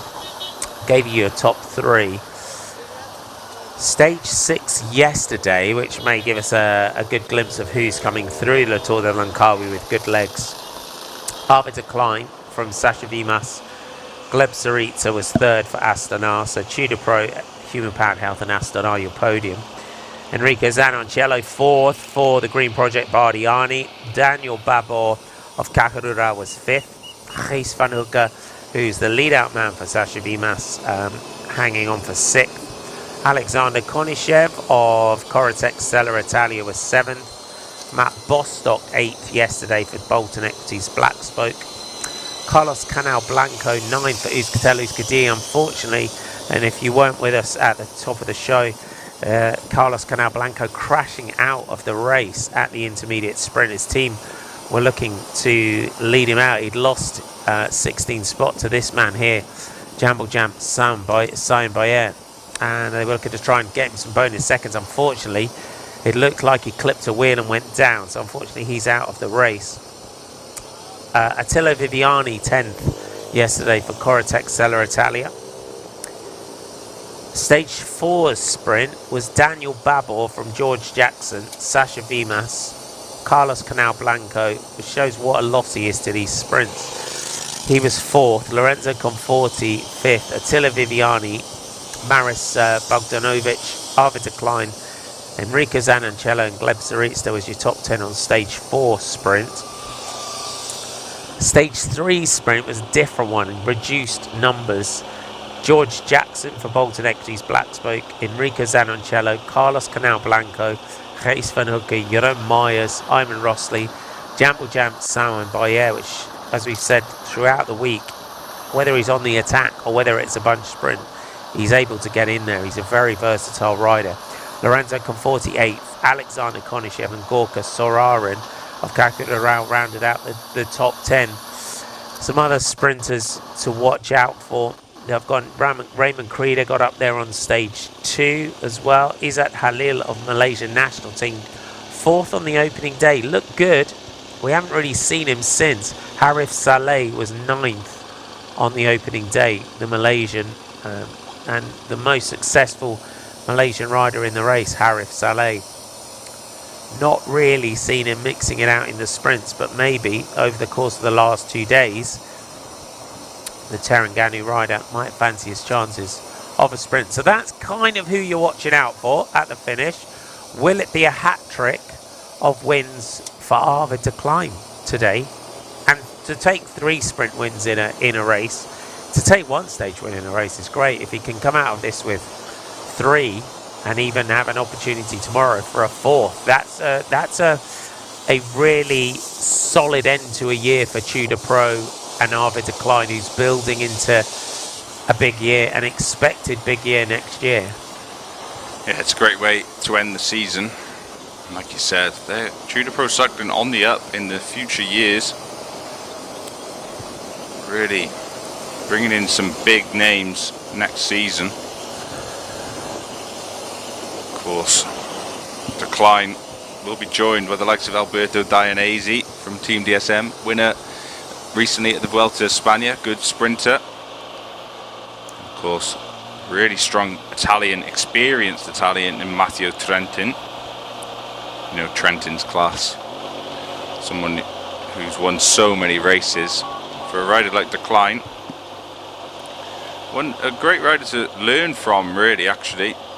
I know he's 29 years old himself, de Klein, but opened up his big chance. He was part of the Dutch team Metek, which is a very good continental team for many, many years. But it's great to see him getting that opportunity, even at 29, 30 years old next year. See him stepping up into some bigger races. And give him some great confidence ready for the off-season. You finish on a high, you have your break, and you're full of confidence then. You come back on a positive note. Sometimes you might start winter training a bit too keen. You need to just remember there's plenty of time to come. But the way the seasons are now, before you know it, you have 2 weeks off your back. Could be back to Australia, you could be out to UAE Tour, races like that in early February, January, and yeah, you're back to it. And before you know it, it's June, July, and it's Nationals. And then you're thinking about coming back. Oh, I'm already back at Tour de Langkawi already. Yeah. It does. It goes so quick now, doesn't it? Especially for those riders that jump into cyclocross now in the winter and in different parts of the world. So it's the off season gets shorter and shorter, and we did miss the Aussie races the last couple of seasons as well. So it's nice to have them back. If you're just joining us, your 2 leaders are Jambal Jamps Saim Bayer of Terengganu Polygon on the front, national champion of Mongolia. If you've been with us throughout the week, you'll know who he is by now. And also this rider here on the back, Masaki Yamamoto, the national champion of Japan, on the attack yesterday. 44 seconds with 26 kilometres to go. They're holding them. They know what a danger this man on the front is. To let him get a minute and a half inside 20k to go. Both of these riders, great time trialists, and the sort of riders that could spring a surprise on you if you give them too much of an advantage, and that's what they're trying to do today. It's not completely flat by any means, this run-in, is it? It really sort of rocks and rolls. We've got a few little climbs along the route. It really does, and the finish as well. From 150 metres to go, it starts to level off and flatten off, but before that, from around 300, 350 to go, it's quite a bit of a drag actually. It's going to be a tough one for those big sprinters. It opens up the floodgates for those other riders, the riders like George Jackson from Bolton Equities Black Spoke. He's one to watch, my pick I think for today. Not an out and out big bunch sprinter, he says it himself, but on a tougher finish, it suits him really well. It's going to be, if someone hits it really hard with a good lead out like Bolton Equities Black Spoke, they can really put the hammer down And that would then make those big sprinters struggle. Is it one of those days potentially for that sort of track rider power that's got like a kilo in him, who goes a little bit, even goes a bit longer? Yeah, a bit longer. Just to open up the sprint early would be hard though, because if you go too soon, you really are going to struggle then and to hold on. That final 150 meters, a lot can happen, so you need to make sure you've got enough, maybe a little bit earlier. But with that drag, you need a teammate to really make it hard, make it difficult for those big sprinters like Saritsa and Decline. There's plenty of chances for a lot of the riders who haven't been able to pick a result up yet. You know, Sasha Vmouse, so close, hasn't picked up that stage victory that's eluded him. But for a sprinter like Bennett, George Jackson, sorry, I think with the likes of Matt Bostock in front of him, Curry, Logan, we've seen how good they are. We've seen Luke Mudgway towards the back of the group. If they leave it late, come with numbers in the final 2 kilometres, they really have got a chance at stealing victory. Back to the peloton. Categorized are on the front. Callum Johnston setting the pace. Is his pace just a little bit too high for this this stage of the race? You would say you want to leave that breakaway out there for just a little bit longer. Don't catch it too early. I think if you bring this break back too early, give it, because this shot that we've got here of the little climbs, the little rises that we've got on the run in towards the finish, there's potentially enough of a rise to give someone the confidence to think, I can jump this and try and pull a cheeky one later on. It'd be good to see, actually. I want them to bring it back sooner rather than later. Some good racing. And a nice bit of a tailwind all the way to the finish as well. That suits those riders who are brave enough to attack. It's a hard one. There's so many, actually 3 or 4 sprinter teams, Casual Royale riding on the front, and then you look at Green Project Bardiani, you take in Bolton Equities Black Spoke, you know, Tudor and Astana are looking after their big sprinters. And even Coritex Alitalia, they have Viviani, Human Powered Health. Maybe even just, why not one of these teams try something else? Put those other teams under difficulty. Try something different. Even Bolton Equities Black Spoke, all for George Jackson, but why not try and send? We know a good Curry Logan Curry is. Under 23 national time trial champion in the past, 4th place at the World Championships in the time trial. If Logan Curry can make a move late on, he looked good for it yesterday. He looked good for it yesterday, didn't he? He looked really good. Casual Royale did a small turn. Callum Ferguson, he's sat there, 4th wheel now. And now it's a Quick Kern Farmer who've made their way to the front.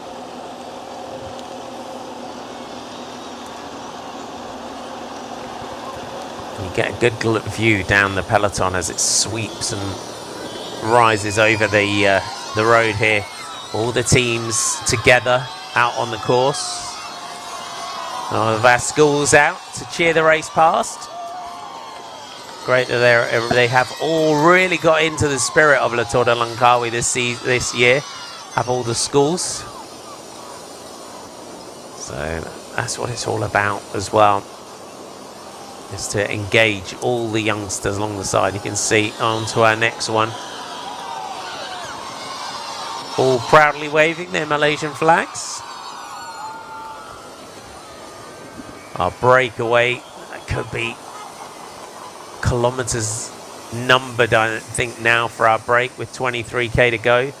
The average speed, 48.5 kilometres an hour we've just had. Yeah, we weren't messing around today. You could tell how fast they were from the start. It hasn't slowed down.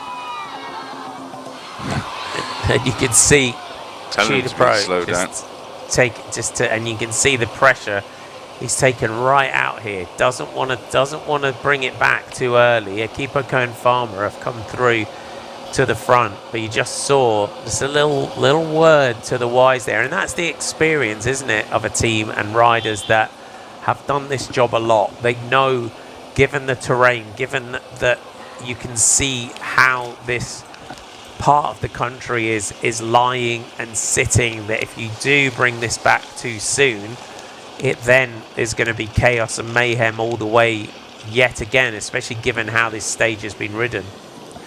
It's brilliant seeing the experience of reading the race and then tactically. Kind of just want them to bring it back though. I want a really exciting end to the finish. Hats off, they know what they're doing, which is great. This is exactly what they should do. They need to just hold off catching these two. But I kind of hope they just would bring them back. It's going to be an exciting end to the race. Trying to control a lot of people wanting to attack as well.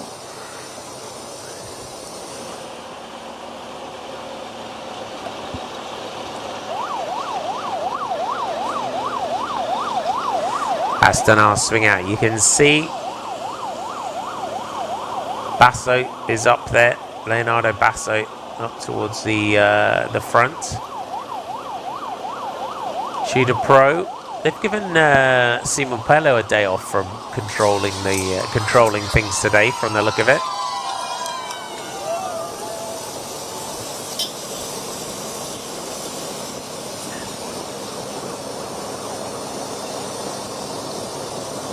We're about to hit 20 kilometers to go. That is our next milestone, really, that we tick off. The gaps just edged back up, just nudged a few more seconds towards 40 seconds here for Jambalan Sambaye of Terangani Polygon and Masaki Yamamoto of Japan.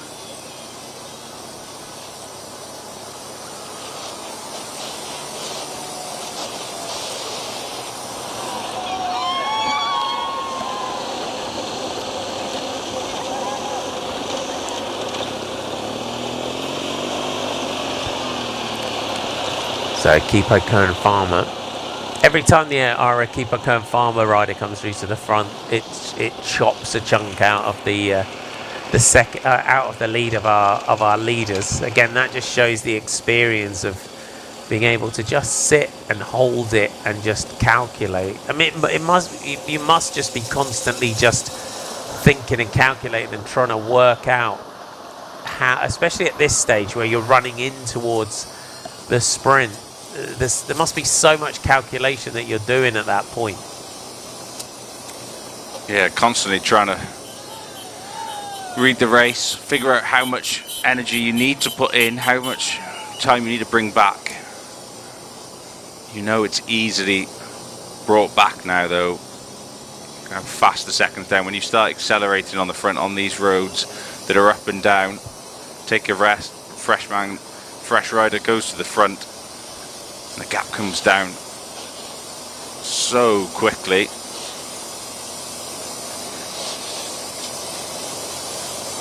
These riders working really well together,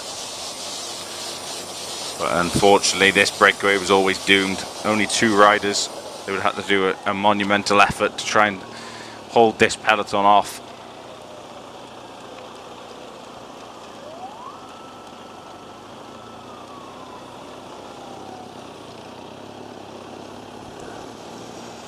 Equipo Kern Farmer. They're doing big turns here.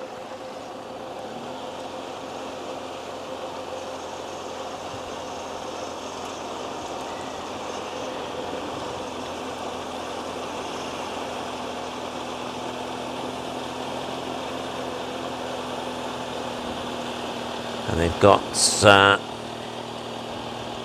their fast finishers in there. They're just defending positions. Equipo Kern Farmer.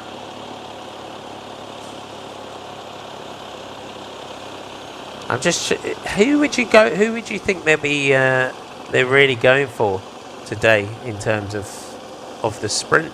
I mean, they've got Pablo Castrillo up there and GC. But have they challenged closely to Arvid to climb this week? Would you say close enough that we can kind of understand their thought process behind being the team that are doing the work on the front?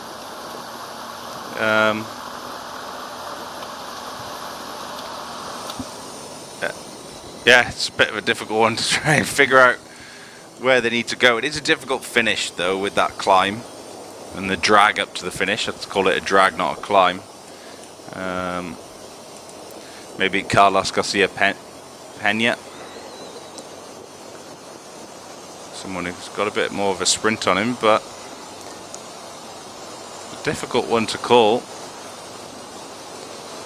Maybe they are trying something, maybe trying something for a late attack. It is a technical run in again. We have to remind you that 5 corners in the final 4 kilometres. So there's a lot going on. The final right-hand corner come with 700 meters to go. And then it bears the left, drags up to the finish. So there is opportunities through these corners, through these technical aspects for some late attacks. So maybe that's what Equipo and Farmer are trying to do, set up something to spoil the sprinters' party. I mean, looking where they were yesterday, Pablo Castrillo was 30th in the sprint, and Carlos Garcia Pena was 38th in the sprint yesterday.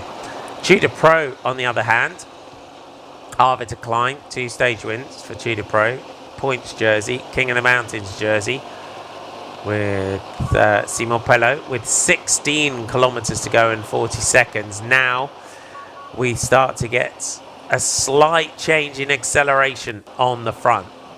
Within 6k, you would expect them around 10 kilometres to go, 9 kilometres to go, that they would bring that breakaway back and get it under control. And the speed so far has only been a touch under 50 kilometres an hour. Now we've been riding 48 and a half kilometres an hour, the average speed for today's stage.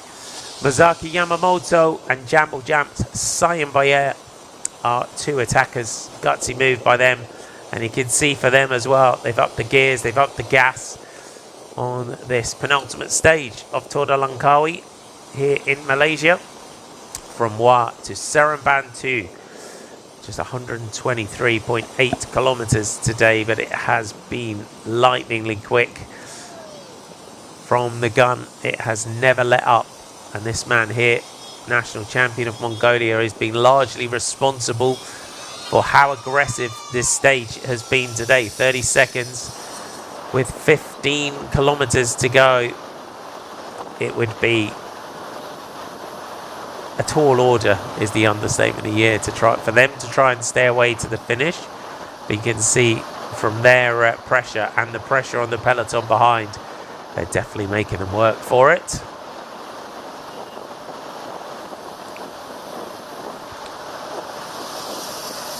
You can really tell the difference in that peloton. I expect the gap to come down. The next time check we have, that will come down so quickly now. Look how lined out this peloton is. The pressure from Tudor Pro Cycling has gone on at the front. Our last view at the front of the peloton, you could see small splits happening here and there. And now these two, they've turned around, they've spotted, they've seen the peloton coming. Fortunately, they know their fate now.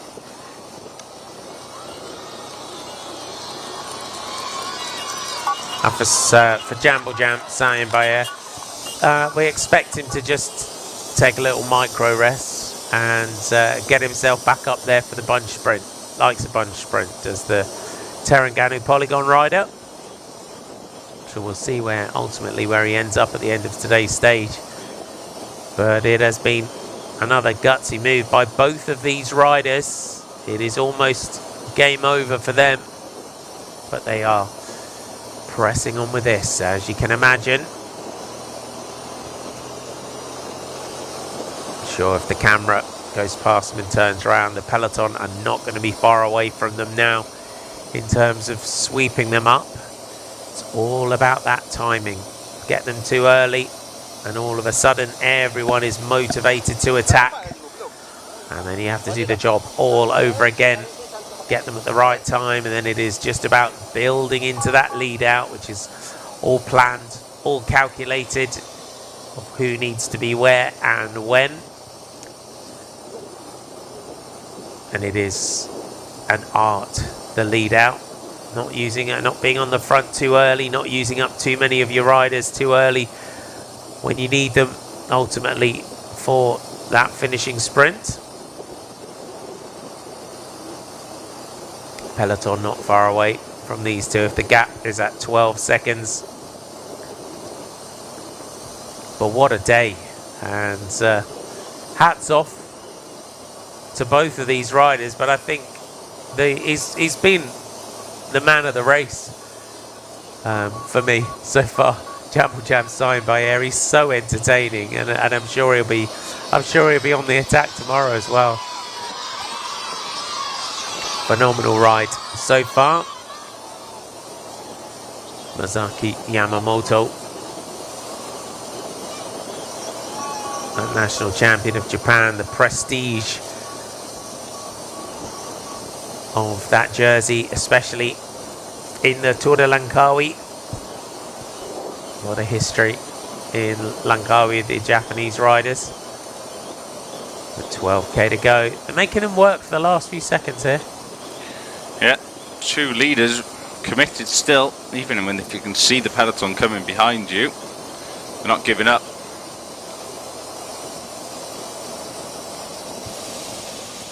And there they are. They're almost with them. Equipo Kern Farmer are the team on the front. Euskadi. We were told, unfortunately, Carlos Canal Blanco having to retire from the race after crashing at that intermediate sprint point. Ride till you're caught. They've got to pass them. That's the rule, isn't it, when you're in a breakaway?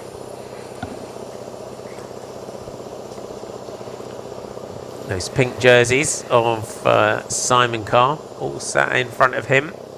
And for Simon Carr and EF, after that mountain stage on stage 5, it's just control, isn't it, for defending that leader's jersey on flat days. And actually, most of the time they haven't had to do too much. The sprinter teams have taken the responsibility. So they've just been able to follow. If there is a dangerous breakaway, they've tried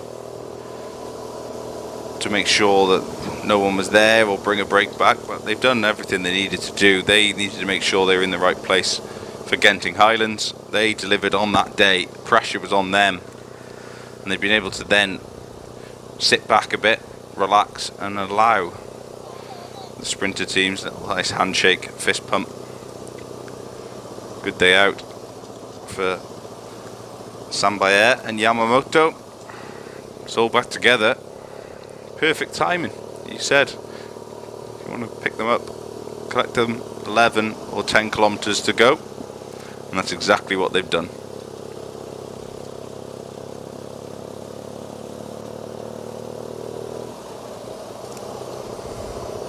Equipo Kern Farmer take over on the front. For them, Carlos Garcia Piana better deliver after the team have done the work for him.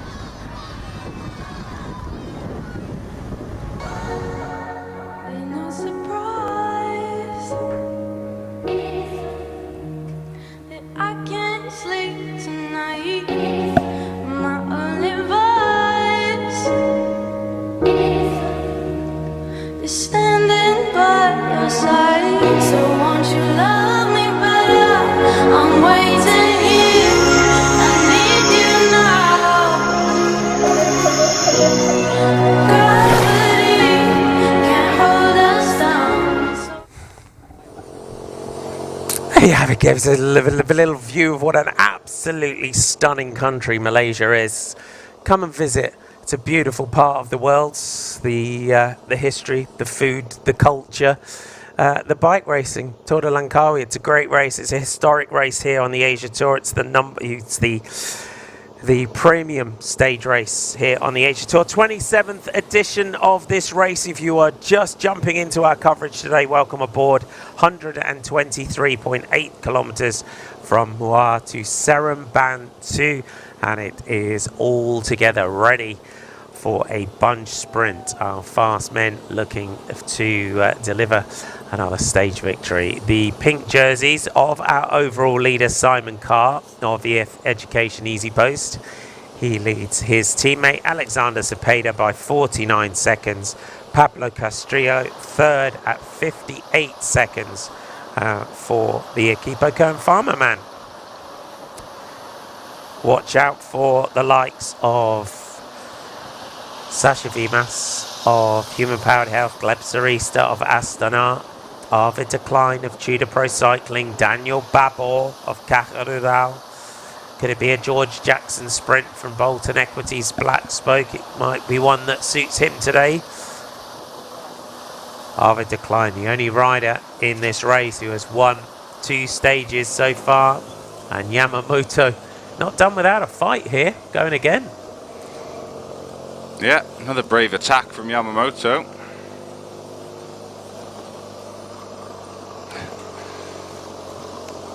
A day, or 40 kilometres in the breakaway isn't enough. He wanted more time out front.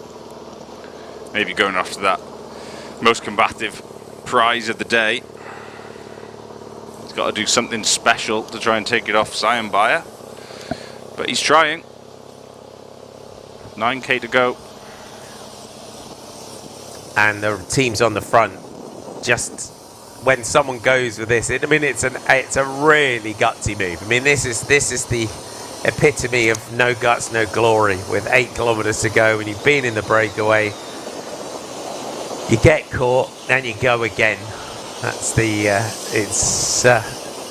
gutsy move by the national champion of Japan. Just take us through that run into the finish one more time, John, and how you think they need to approach this one. So we have pretty much 5 corners in the final 4 kilometres. We have a right-hander just at 4k to go. And then another right-hander with 3 kilometres to go. These are all 90-degree, quite open, wide ones. Nothing too tight or technical, so that should be quite good. And then we have a left-hander with 2k to go. Then another left-hander with 1.5k to go, and that opens up to a big road. And then the final right-hander is 700 metres to go. But this is where the road then starts to kick up and drag all the way to the finish. So the key point is positioning. With that left-hander with 1.5k to go, you've got around 800 metres then to find and get into position before the final right-hander. If you can come through there with 2 or 3 riders in front of your sprinter, that is the ideal way to ride it. When you can do that, you can then deliver your riders as much as possible. That drag is going to be key. If you're at the front and your sprinter is on the wheel, it'll stretch out that peloton massively. As you can see now, that's the 4k to go is the right-hander, another right-hander, left-hander. So from that, with a k.5 to go, where we join that big main road, that is where it's keen. You get under the Flamme Rouge, 1 kilometre to go. Then you enter that right-hander, and then that starts to drag to the left. So if you get to the left-hand side of the road, shortest way round, and on a drag, that then stretches that peloton out, and you just build and build until 150 metres to go. We still slightly go uphill, and then it levels off for the final 150 metres, and that is where you can really deliver your sprinter, launch them at that point. So in your lead out, are you looking to try and, as the lead out rider, as we bend up round to the left, is to just almost have your lead out rider moving out so that your sprinter can come up on the left? Yeah, the key point would be to move to the right hand side just enough to let one rider through, and you can see it every once in a while. The best teams do it. They let their sprinter through and then just slowly close the door as if they're going to go back on the wheel. And that means the sprinter behind has to go out and round on the right-hand side. So you're just trying to make those little bits of... make it a little bit more difficult for your rivals behind. In a fair way, you're completely allowed to do that. but the best lead-out riders have that knack of just getting in the way enough. It's almost closing the door, but not closing the door. Not closing the door, but even if you don't close it, it's just a bit of, if a sprinter in that split second feels like they're going to close the door, it might be a tiny bit of freewheeling, but that's a little bit of momentum. That's half a K an hour they lose, and that could make the massive difference to them having to close the gap then at the end. Masaki Yamamoto, with his unique riding position that he's got on his bike. 5K to go for the national champion of Japan. He's still holding a good gap here off a charging peloton. It's impressive when you look at this, how much he's holding them off here. This is a big move by Yamamoto. Really impressive. Teams are going to come to the front now. More and more teams, they need to position their sprinters. We're getting close to that right-hander with 4 kilometers to go. This is it now. Now we begin the technical turns all the way into the finish. Slight drag here after this right-hander as well. You can see just sweeping. Then we have to kick across. We're going to cross to the left. So we've got a little shimmy through here. And it's Simon Pello on the front for Tudor Pro Cycling. So Masaki Yamamoto is making Tudor Pro Cycling work for this one. And it's Corratec Sella Italia that are looking to just try and profit from this small rise. As we said, it's not flat running towards the finish. It's this Konishev that's going here for Corratec Sella Italia, and Pello is just defending for Tudor Pro here to get on, to make sure he's there. Looks under his armpit. You've got to defend at this point as well. Corratec are using these rises, as you've said, they're using them perfectly. Interesting. Is Pello going to contribute work with them now? His other teammates are going to have to bring him back. Defend. So it's almost defense, but win it, yeah, and have that second backup plan if Corratec rider manages to take it. But it's Bolton Equities Black Spoke that are on the front here, and look at the power, look at the lead out, and they're splitting this one on the right of your picture as you look at it, and our Hen Zhang rider just swings out. Bolton Equities Black Spoke are throwing everything in this. They know that George Jackson could suit this finish, and look at the New Zealanders that are all lined out. They bring it back together. It's that Mudgeway that's doing the job on the front here for Bolton Equities. Right-hander. We're now through 3 kilometers to go. It's around 2.8k to go at this point. There you go, there's the sign, 3k to go. Have they gone this a bit too early? If they've got the legs, they've been sat back for a while, and it is Mudgeway who's doing it first. Jackson a bit further back. Cepeda in there, getting in on the mix here for EF. Looks like he fancies a bit of a run at the sprint. So looking down the group, you got Arvid Decline is there, Gleb Surista is right there, Bolton Equities Black Spoke on the front. Take the slip road to the left now. Got one of the Malaysian national team in there. Already, they've lost 2 riders. They've lost 2 riders. It's still not even at 2 kilometers to go yet. Logan Curry takes over on the front for Bolton Equities Black Spoke. Tudor have got everyone in front of the orange jersey of Arvid de Climb. Adam de Vos is there for Human Powered Health. Gijs van Hurke is there right in front of Sasha Vimas. Can they lead out for Vimas? He's got close so many times in this, but look at the speed that they are carrying down through here to Kedigo, and this is where it will start to get technical. We've got a right little kink and then a sweeping left. DeVos swings out for Human Powered Health. Big sweeping left-hander, which will take them through the Flamme Rouge, and 1 kilometer to go. It's still Bolton Equities Black Spoke on the front. It's technical enough that they could deliver Jackson perfectly here. This is the key point now. If a team comes up late, this is where you need to be in position. Look how wide the road is. Plenty of time to move up, plenty of space to move up. You commit one rider, like Caja Royale can do. They did it for Babor's stage victory. If they come late into this right-hander, it's exactly what you need to do. And now, this is the key point. And we're seeing the arrival. Here comes the green and white of the big man. Thomas Barter now comes through towards the front. Has a look back to see where Babor is.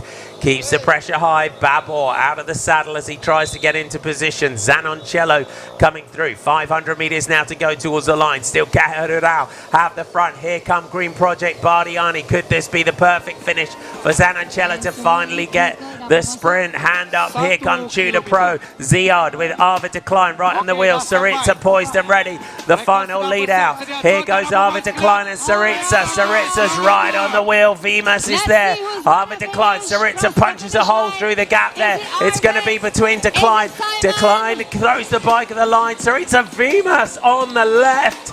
Feels like he's got it for human powered health all across the road. Sasha Vimas delivers on the penultimate day. The three, arguably the three of the strongest sprinters in this race. It came down to the three of them and Sasha Vimas takes it. It looked like he's the first to celebrate, and the riders almost know when you go across the line. You've been in that situation so many times, you can almost just feel where the finish line is. We'll wait for confirmation, but Decline opened up. Not too difficult, that drag. They came with so much speed that they flew up it, but it was so much happened in that final 100 metres. Vimas had time to come round. Saritza was the same. He had a little bit of a blockage. Tudor Pro Cycling with Mikael Zilard, he just closed the door a little bit, let him out exactly what we were talking about. And that gave Vimas maybe that fast run on the right-hand side. He just had that momentum around the outside, didn't he? And that final 100 metres, he finally had his chance to open up and sprint. He was free to open up his sprint there.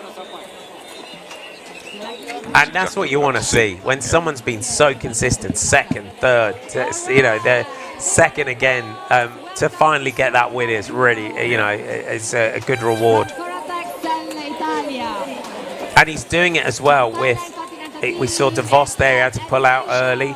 He's doing it with Gijs van Hooker, who's just bringing him up. So he's winning this out of surfing around everybody else, which is again another skill.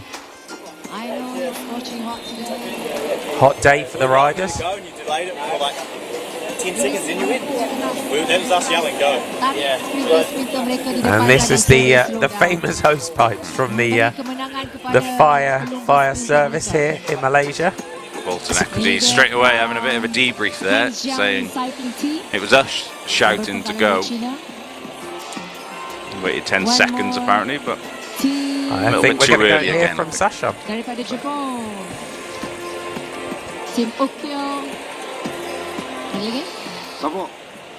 Sasha, you have sprinted a lot before you could finally win. How did you win?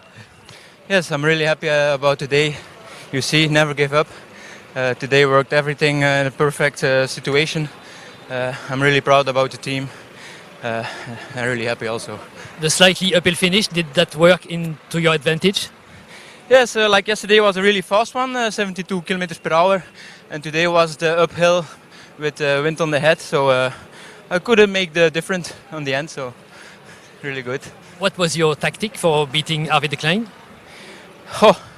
I want to choose his wheel, but it was really difficult. The Astana guy had that wheel, but it was not bad because it was really hard wind. And then I took the wheel of the slipstream of Arvid, and then on the end, the last 10 meters, I couldn't take a finish jump. Towards the end of the season, with your team possibly closing, how important is it for you to win here today? Yeah, after a really bad year with a lot of healthy problems, it means a lot for me, this victory. Also for the team, they are all friends for me, also teammates without the contract. So any team, if you want to find a new lead out, you can find in our team. Proficiat. Thank you. Sasha Vimas, yeah, tough times, isn't it? He hasn't announced a contract for next year, but yeah, really tough time for the lads. Yeah. It's always good to come to a race, though. Forget about all those things that you're worrying about when you get into a race. Bike racing takes over, and to pick up the success like he has, it's brilliant. The team, like he said, all friends, really happy for each other, working as well as they can for each other. Brilliant sprint. I mean, get that second view. Take us through this. You can see decline, perfect lead out, 200 meters to go. Then it was Syriza on the wheel, then Vimas. But look at that, pretty much in the final 50 meters, how far Vimas is back. 25 meters around, he just pops out. And all on the lunge. Syriza probably taking second. So he had to leave it. As he said, he was right on the wheel of Syriza. Babor on his outside. The road rises. That's where it opened up for him. Yeah, and that's where there's a bit of a headwind as well. And it all came in those final 25 meters. Getting that last bit of energy out, all on the lunge. Knew he had it though, celebrated straight away. Didn't need to look left to confirm it. Got that feeling as a sprinter. Brilliant to see. Another winner at Tour de Langkawi. And I think that I like the way our sprints have gone. It's given, it's opened up, it's the end of the season, and for riders like Sasha who might not have a contract, this is like your last chance saloon in a way. And he's had lots of health problems this year, and you have to, as you say, put them behind you, focus on the race. You've got the form, you've got the ability. The team have helped you as much as they can, and they shepherded him throughout the day. We saw them in the line. They did as much as they can in terms of there's only so much road, isn't there, when you're trying to lead out, and when Tudor are on the front and when Bolton Equities are on the front, and they're just doing the right thing, bringing him up, dropping him off, and letting him do the rest there. There's confirmation of your top 10. Sasha Vimas takes it ahead of Arvid Decline and Gleb Syriza. Matt Bostock getting up there in fourth. Attila Viviani, Raymond Creeder, Youssef Ragigi, Enrico Zanoncello, Michael Zillard, the lead out for Arvid Decline, and then Maris Bogdanovic of Henjang takes 10th.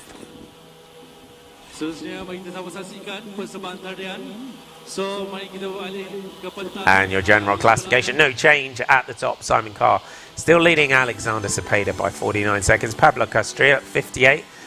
John Bow Company in fourth. Vadim Pronsky, Paul Double, Adni Van Engelen, Jon Aguirre, Jochen Mergelde, and Harold Martin Lopez, your top 10 overall. So Simon Carr just gets safely through tomorrow. Arvid Decline at the top of the leaderboard in the points classification with 63 points. Sasha Vimas now moves up to second at 48 points. Gleb Syriza in third at 43. Zanoncello, Jackson, Babok on 40. Sayan Bayer, Van Hoeke and Viviani, your top 10. And your King of the Mountains, Simon Pello, that classification sewn up on stage 5 on the Genting Highlands. No more King of the Mountains points. It is the Swiss man from Tudor Pro Cycling, and just has to get safely through the final day, and he will be crowned the King of the Mountains of La Tour de Langkawi, leading Simon Carr and Pablo Castrillo. And the white jersey, the best Asian rider, it's still Vadim Pronsky at the top. His lead over Jambo Jam Sambayer, 204. Aria Falson Thabath of Roy, the Rujai online insurance team, and a commanding lead in that. But what can you say about Jambo Jam Sayan Bayer, one of the most exciting riders of the race, for that white jersey, still on the shoulders of Vadim Pronsky. And here we have it, the lead out there. There's Michael Zillard handing over to Arvid Decline, Syriza. Vimas, it just opens up. The doors were cast wide. Vimas marched through for the stage victory for Human Powered Health.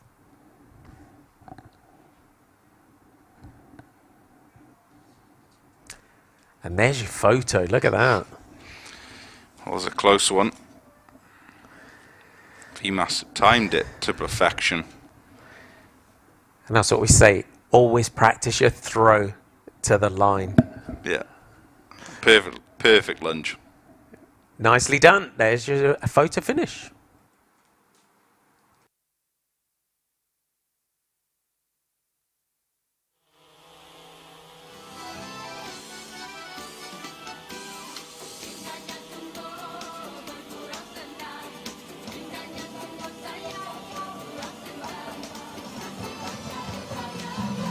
Who you want to be see? Okay. Simon Ka and Arvid. Alright, so 3 only, okay? Alright, noted.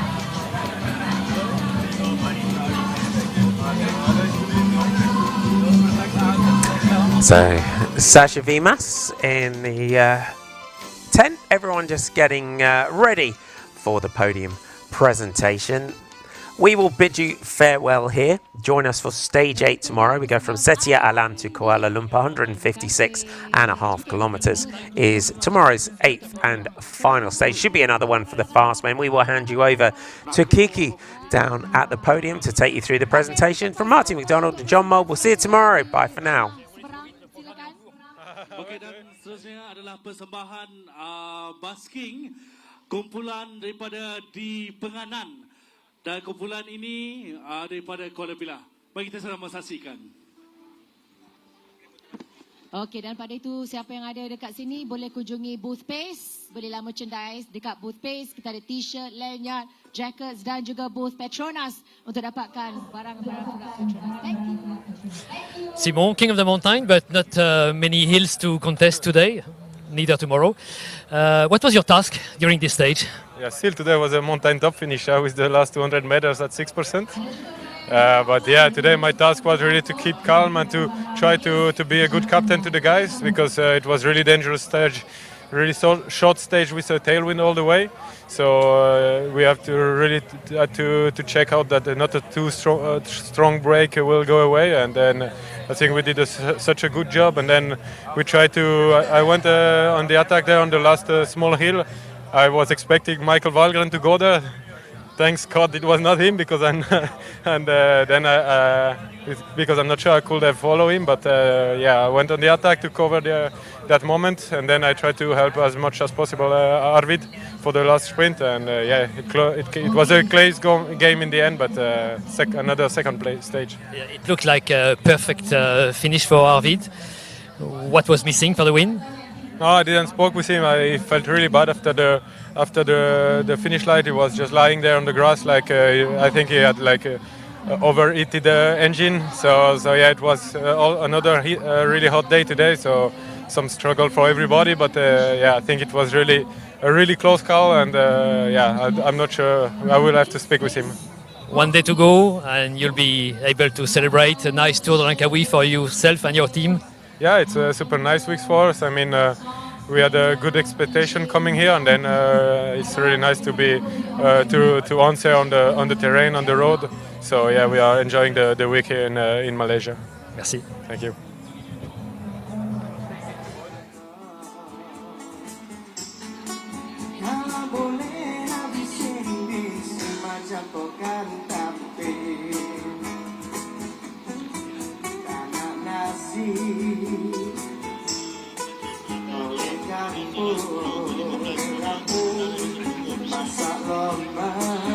Hadirin dihormati sekalian, ladies and gentlemen, normally our prize giving ceremony will take about approximately between 10 to 15 minutes to get the official results out.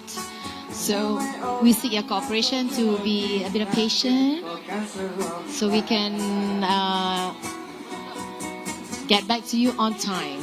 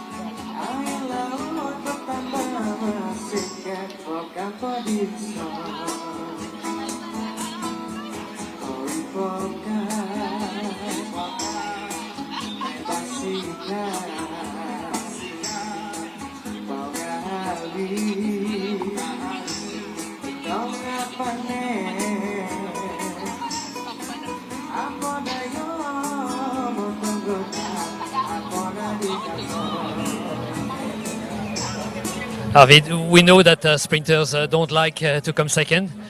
What made you second today and not first? I think I did a good sprint. Maybe I went a little too early, but yeah, at the end I just exploded and it was hot, and it is what it is. Like, I just got beaten. Is it because the race was super fast and your team had to work a lot to chase everyone, the attackers and then the late attackers? Yeah, but it's all a part of our jobs. Like, yeah, we're here to win races and we take responsibility. And yeah, I won't hide after excuses like this. It's just I wasn't fast enough today, and yeah, it is what it is. And do you know well the winner, who is not your former teammate but from your former team? Yeah. I know him because he's from Belgium, so I raced a lot against him already, and I know he's fast on days like this. So yeah, it's like, if you get beaten like this, I'm okay with it. One stage to go. How do you see it? We will see how tomorrow will develop, but still looking forward to sprint another time. Dank je wel. Thank you.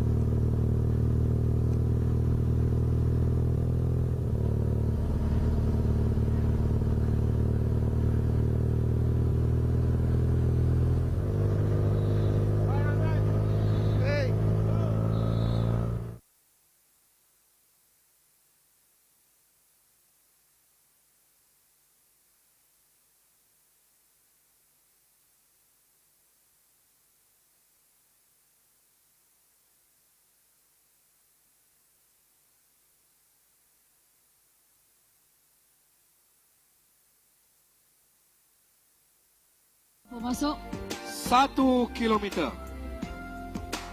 Okey, dah sampai. Mereka sedang bersiap sedia, tuan-tuan dan puan-puan sekalian. Make some noise, nombor 2. Let's see who's gonna finish, cross the finish line. Is it Arvid? Is it Simon? Yang pasti saingan sengit di antara dua penyarung jersey kita, the leading jersey and the sprint jersey.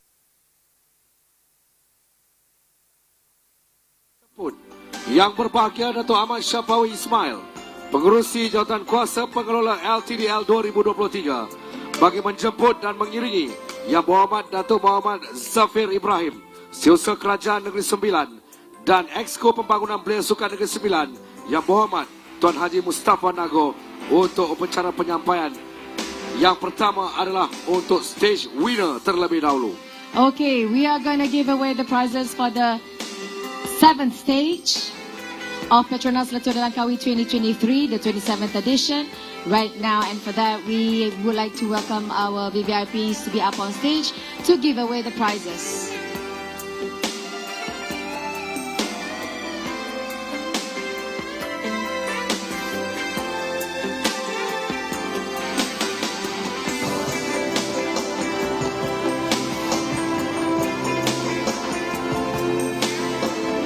All right, ladies and gentlemen, we are all set and we are ready. Let's call upon the rider from Astana, Kazakhstan team, Gleb Syriza. Gleb Syriza dari Astana, Kazakhstan team.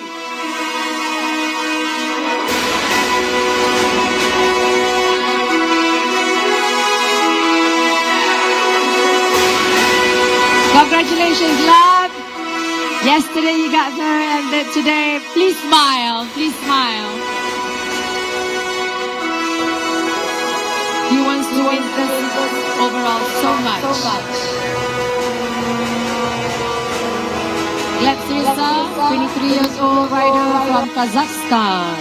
Baiklah, tempat yang kedua dari Tudo Pro Cycling Team. Tuan-tuan dan puan sekalian, Arvid Decline. Arvid Decline.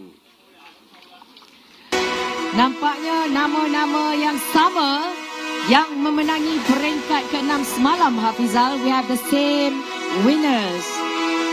This is exactly the repeat of the 1st and 6th stage. Congratulations to Arvid from Tudo Pro Cycling Team for 2nd place for the 6th stage PETRONAS Langkawi 2023. Dan juara peringkat yang ke-7 dari pasukan Human Powered Health, Sasha Wimas. Sasha Wimas. Congratulations to Sasha Wimas.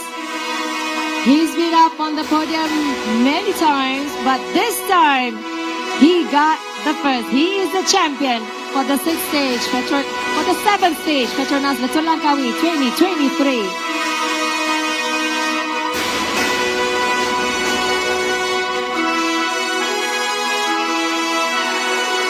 Here you are, ladies and gentlemen, our winners for the 7th stage, PETRONAS Langkawi 2023. Gleb Syriza, Arvid Decline, and Sasha Wimas.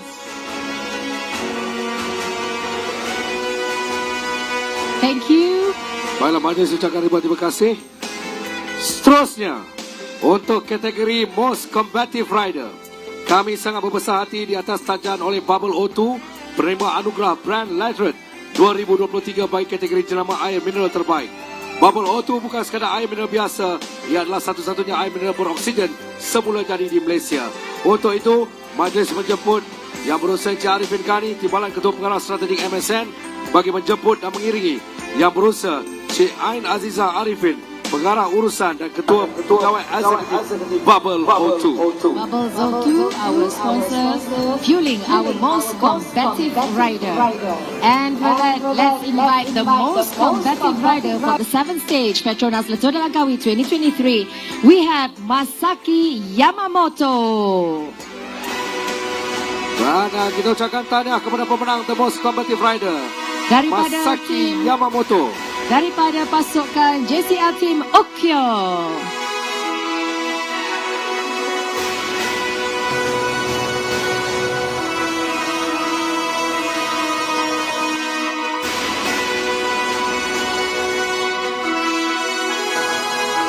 Congratulations again to Masaki Yamamoto. Terima kasih Bubble O2 kerana terus menjadi sebahagian daripada penaja ataupun sebahagian daripada keluarga PETRONAS Letua di Langkawi tahun ini. Tuan-tuan dan puan-puan sekalian, Bubbles O2.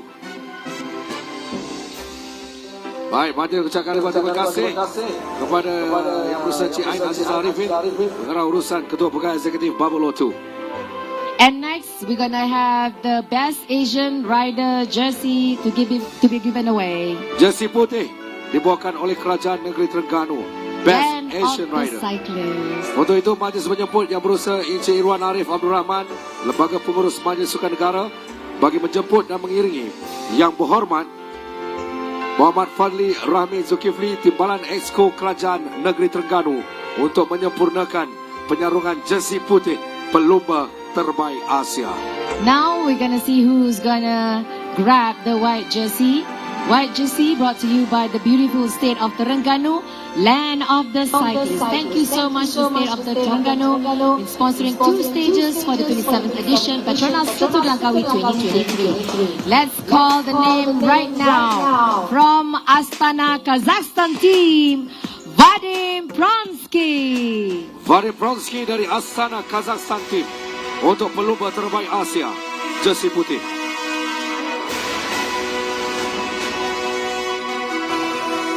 Looks like Vadim Pronsky retaining his jersey from the previous stage.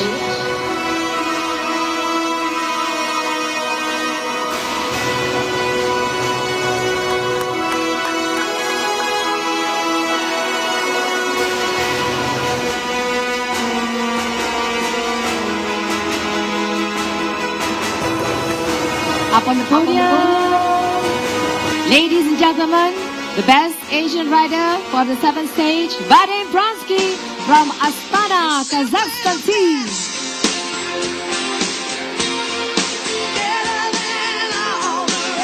Majlis mengucapkan ribuan terima kasih kepada Yang Berhormat Muhammad Fadli Rahmi Zulkifli, Timbalan Exco Kerajaan Negeri Terengganu, dan juga Yang Berusaha Encik Irwan Arif. Alright, and next we're gonna have to see who's gonna get the polka dot jersey, powered by Tourism Malaysia. Yang dibawakan oleh Tourism Malaysia Raja Bukit. Majlis dengan sukacitanya menjemput Yang Berbahagia Datuk Haji Sabudin bin Haji Sani, Pengarah Majlis Sukan Negeri Sembilan, bagi mengiringi Yang Berusaha Encik Monaharan Perasami, Pengarah Kanan Bahagian Promosi Antarabangsa Asia Afrika Tourism Malaysia. Okay, let's see who is the rider will be receiving the polka dot jersey brought to you by Tourism Malaysia. Ladies and gentlemen, please put your hands together for this rider from Tudor Pro Cycling Team, Simon Pelon. Dari Tudor Pro Cycling Team.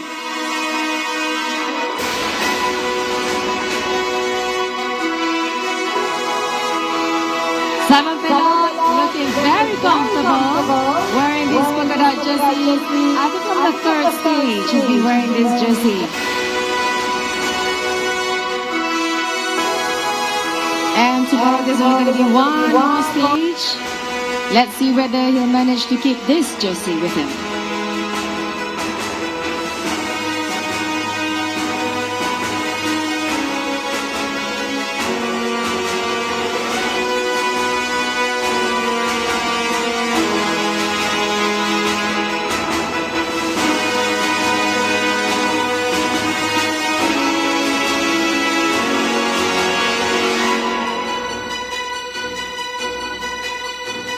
Again, this polka dot jersey goes to Simon. One happy rider here right now. Baiklah, ada yang dihormati sekalian, our polka dot jersey holder as of the 7th stage from Tudor Pro Cycling Team, Simon Pelon.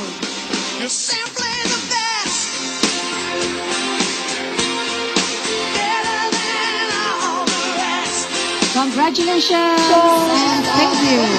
Majlis yang terima kasih kepada tamu-tamu berhormat yang telah memperkenalkan upacara penyaluran jersey sebentar tadi. Berikutnya kita akan beralih ke jersey orange yang dibawakan oleh Kementerian Belia dan Sukan untuk Raja Pejut. Untuk itu, majlis dengan sukacitanya menjemput Yang Berbahagia Dr. Vela Pandian, anak lelaki Puan Usami, Ketua Pegawai Eksekutif Institut Penyelidikan Pembangunan Belia Malaysia, bagi menjemput dan mengiringi Yang Berbahagia Tuan Haji Muhammad Haswandi bin Haji Ahmad, Ketua Pengarah Institut Pembangunan dan Pencemerlangan Kepimpinan AILID, untuk menyempurnakan penyalungan jersey orange Raja Pejut. Alright, next we're going to have the orange jersey powered to you by KBS, and let's welcome this rider up on stage right now without wasting any more time from Tudor Pro Cycling Team, Arvid de Klein.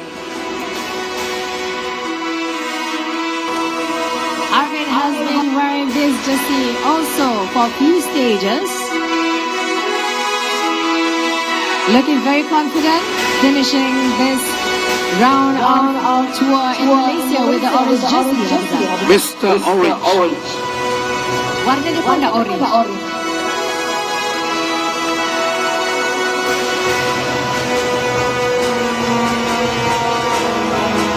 Our sprint jersey brought to you by the Ministry of Youth and Sports.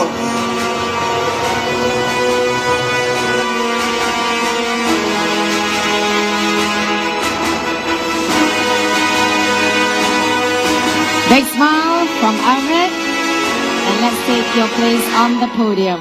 Ladies and gentlemen from Tudor Pro Cycling Team, Arvid Decline. You're simply the best.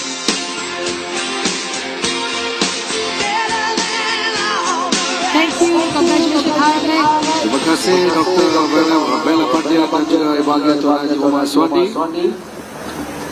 Dan seterusnya kita akan menyaksikan jersey. Pendahulu keseluruhan setakat stage yang ke-7 Muar Seremban. Untuk itu majlis dengan sukacitanya menjemput yang berusaha Encik M. Zaki Datuk Haji Mahat, Pengurus Besar PETRONAS Selatan, bagi menjemput dan mengiringi Yang Amat Berhormat Datuk Seri Haji Aminuddin Harun, Menteri Besar Negeri Sembilan, bersama dengan Yang Berhormat Datuk Muhammad Zafir Ibrahim, Setiausaha Kerajaan Negeri Sembilan, dan Yang Berhormat Tuan Haji Mustafa Nago, Esko Pembangunan Belia Sukan Negeri Sembilan. Alright, we're going to have the Yang Amat Berhormat Datuk Seri, the Chief Minister of Negeri Sembilan, to give away or hand over the green jersey brought to you by PETRONAS, our title sponsor. Thank you so much, PETRONAS, for sponsoring our green jersey, the GC jersey.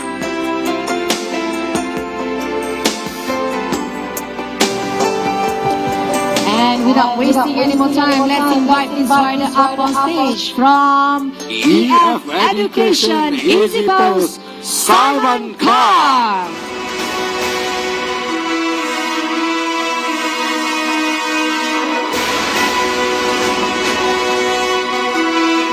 Simon Carr has been our leader ever since the Queen stage in Genting Highland.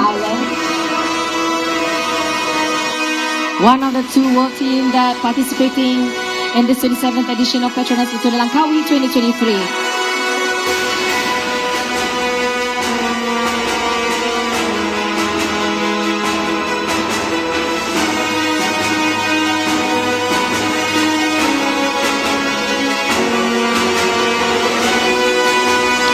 Looking good in the PETRONAS green. We are green with envy.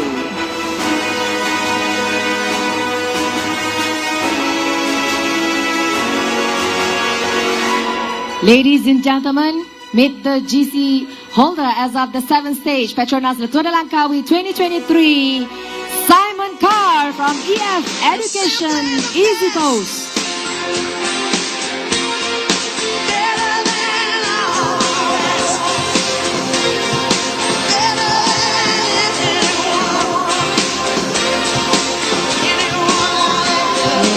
Okay, we invite all the jersey holders to be up on the podium together with Simon Carr.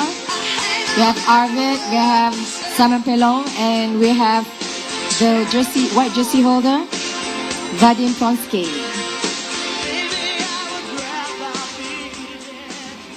Ladies and gentlemen, your jersey holders as of the 7th stage, PETRONAS Langkawi 2023. Once again, we have Simon Carr from EF Education, Vadim Pronsky, the best Asian rider, Arvid Decline, best sprinter, and Simon Pelong for the best climber.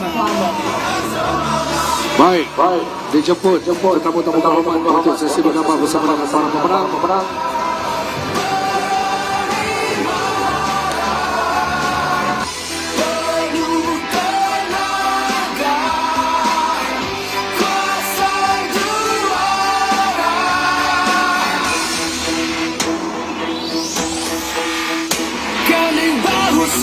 Berjuang tanpa batasan, tewaskan setiap lawan. Baiklah tuan-tuan dan puan-puan sekalian, this is Negeri Sembilan. Thank you so much to the state government of Negeri Sembilan for having us. Family besar LTDL. Dan sebagai tanda terima kasih, majlis dengan sukacitanya menjemput Yang berbahagia Dato' Ahmad Syafiq Ismail, Pengurusi Jawatankuasa Pengelola LTDL 2023, bagi menyampaikan cenderamata tanda kenang-kenangan kepada Yang Berhormat Datuk Seri Haji Aminuddin Harun, Menteri Besar Negeri Sembilan, dan juga Yang Berhormat Datuk Muhammad Zafir Ibrahim, Setiausaha Kerajaan Negeri Sembilan, atas komitmen dan kerjasama yang diberikan untuk menyambut rombongan keluarga LTDL untuk peringkat yang ke-7. Jadi sekali lagi Negeri Sembilan awesome. Negeri Sembilan, terima kasih, terima kasih, terima kasih. Baiklah, terima kasih. Thank you so much to each and every one of you, especially to our guests of honor, Yang Amat Berhormat Datuk Seri, the Chief Minister of Negeri Sembilan, for gracing the event, giving away the jerseys and the prizes to our riders, and hosting the 7th stage PETRONAS Langkawi 2023. Terima kasih Yang Amat Berhormat.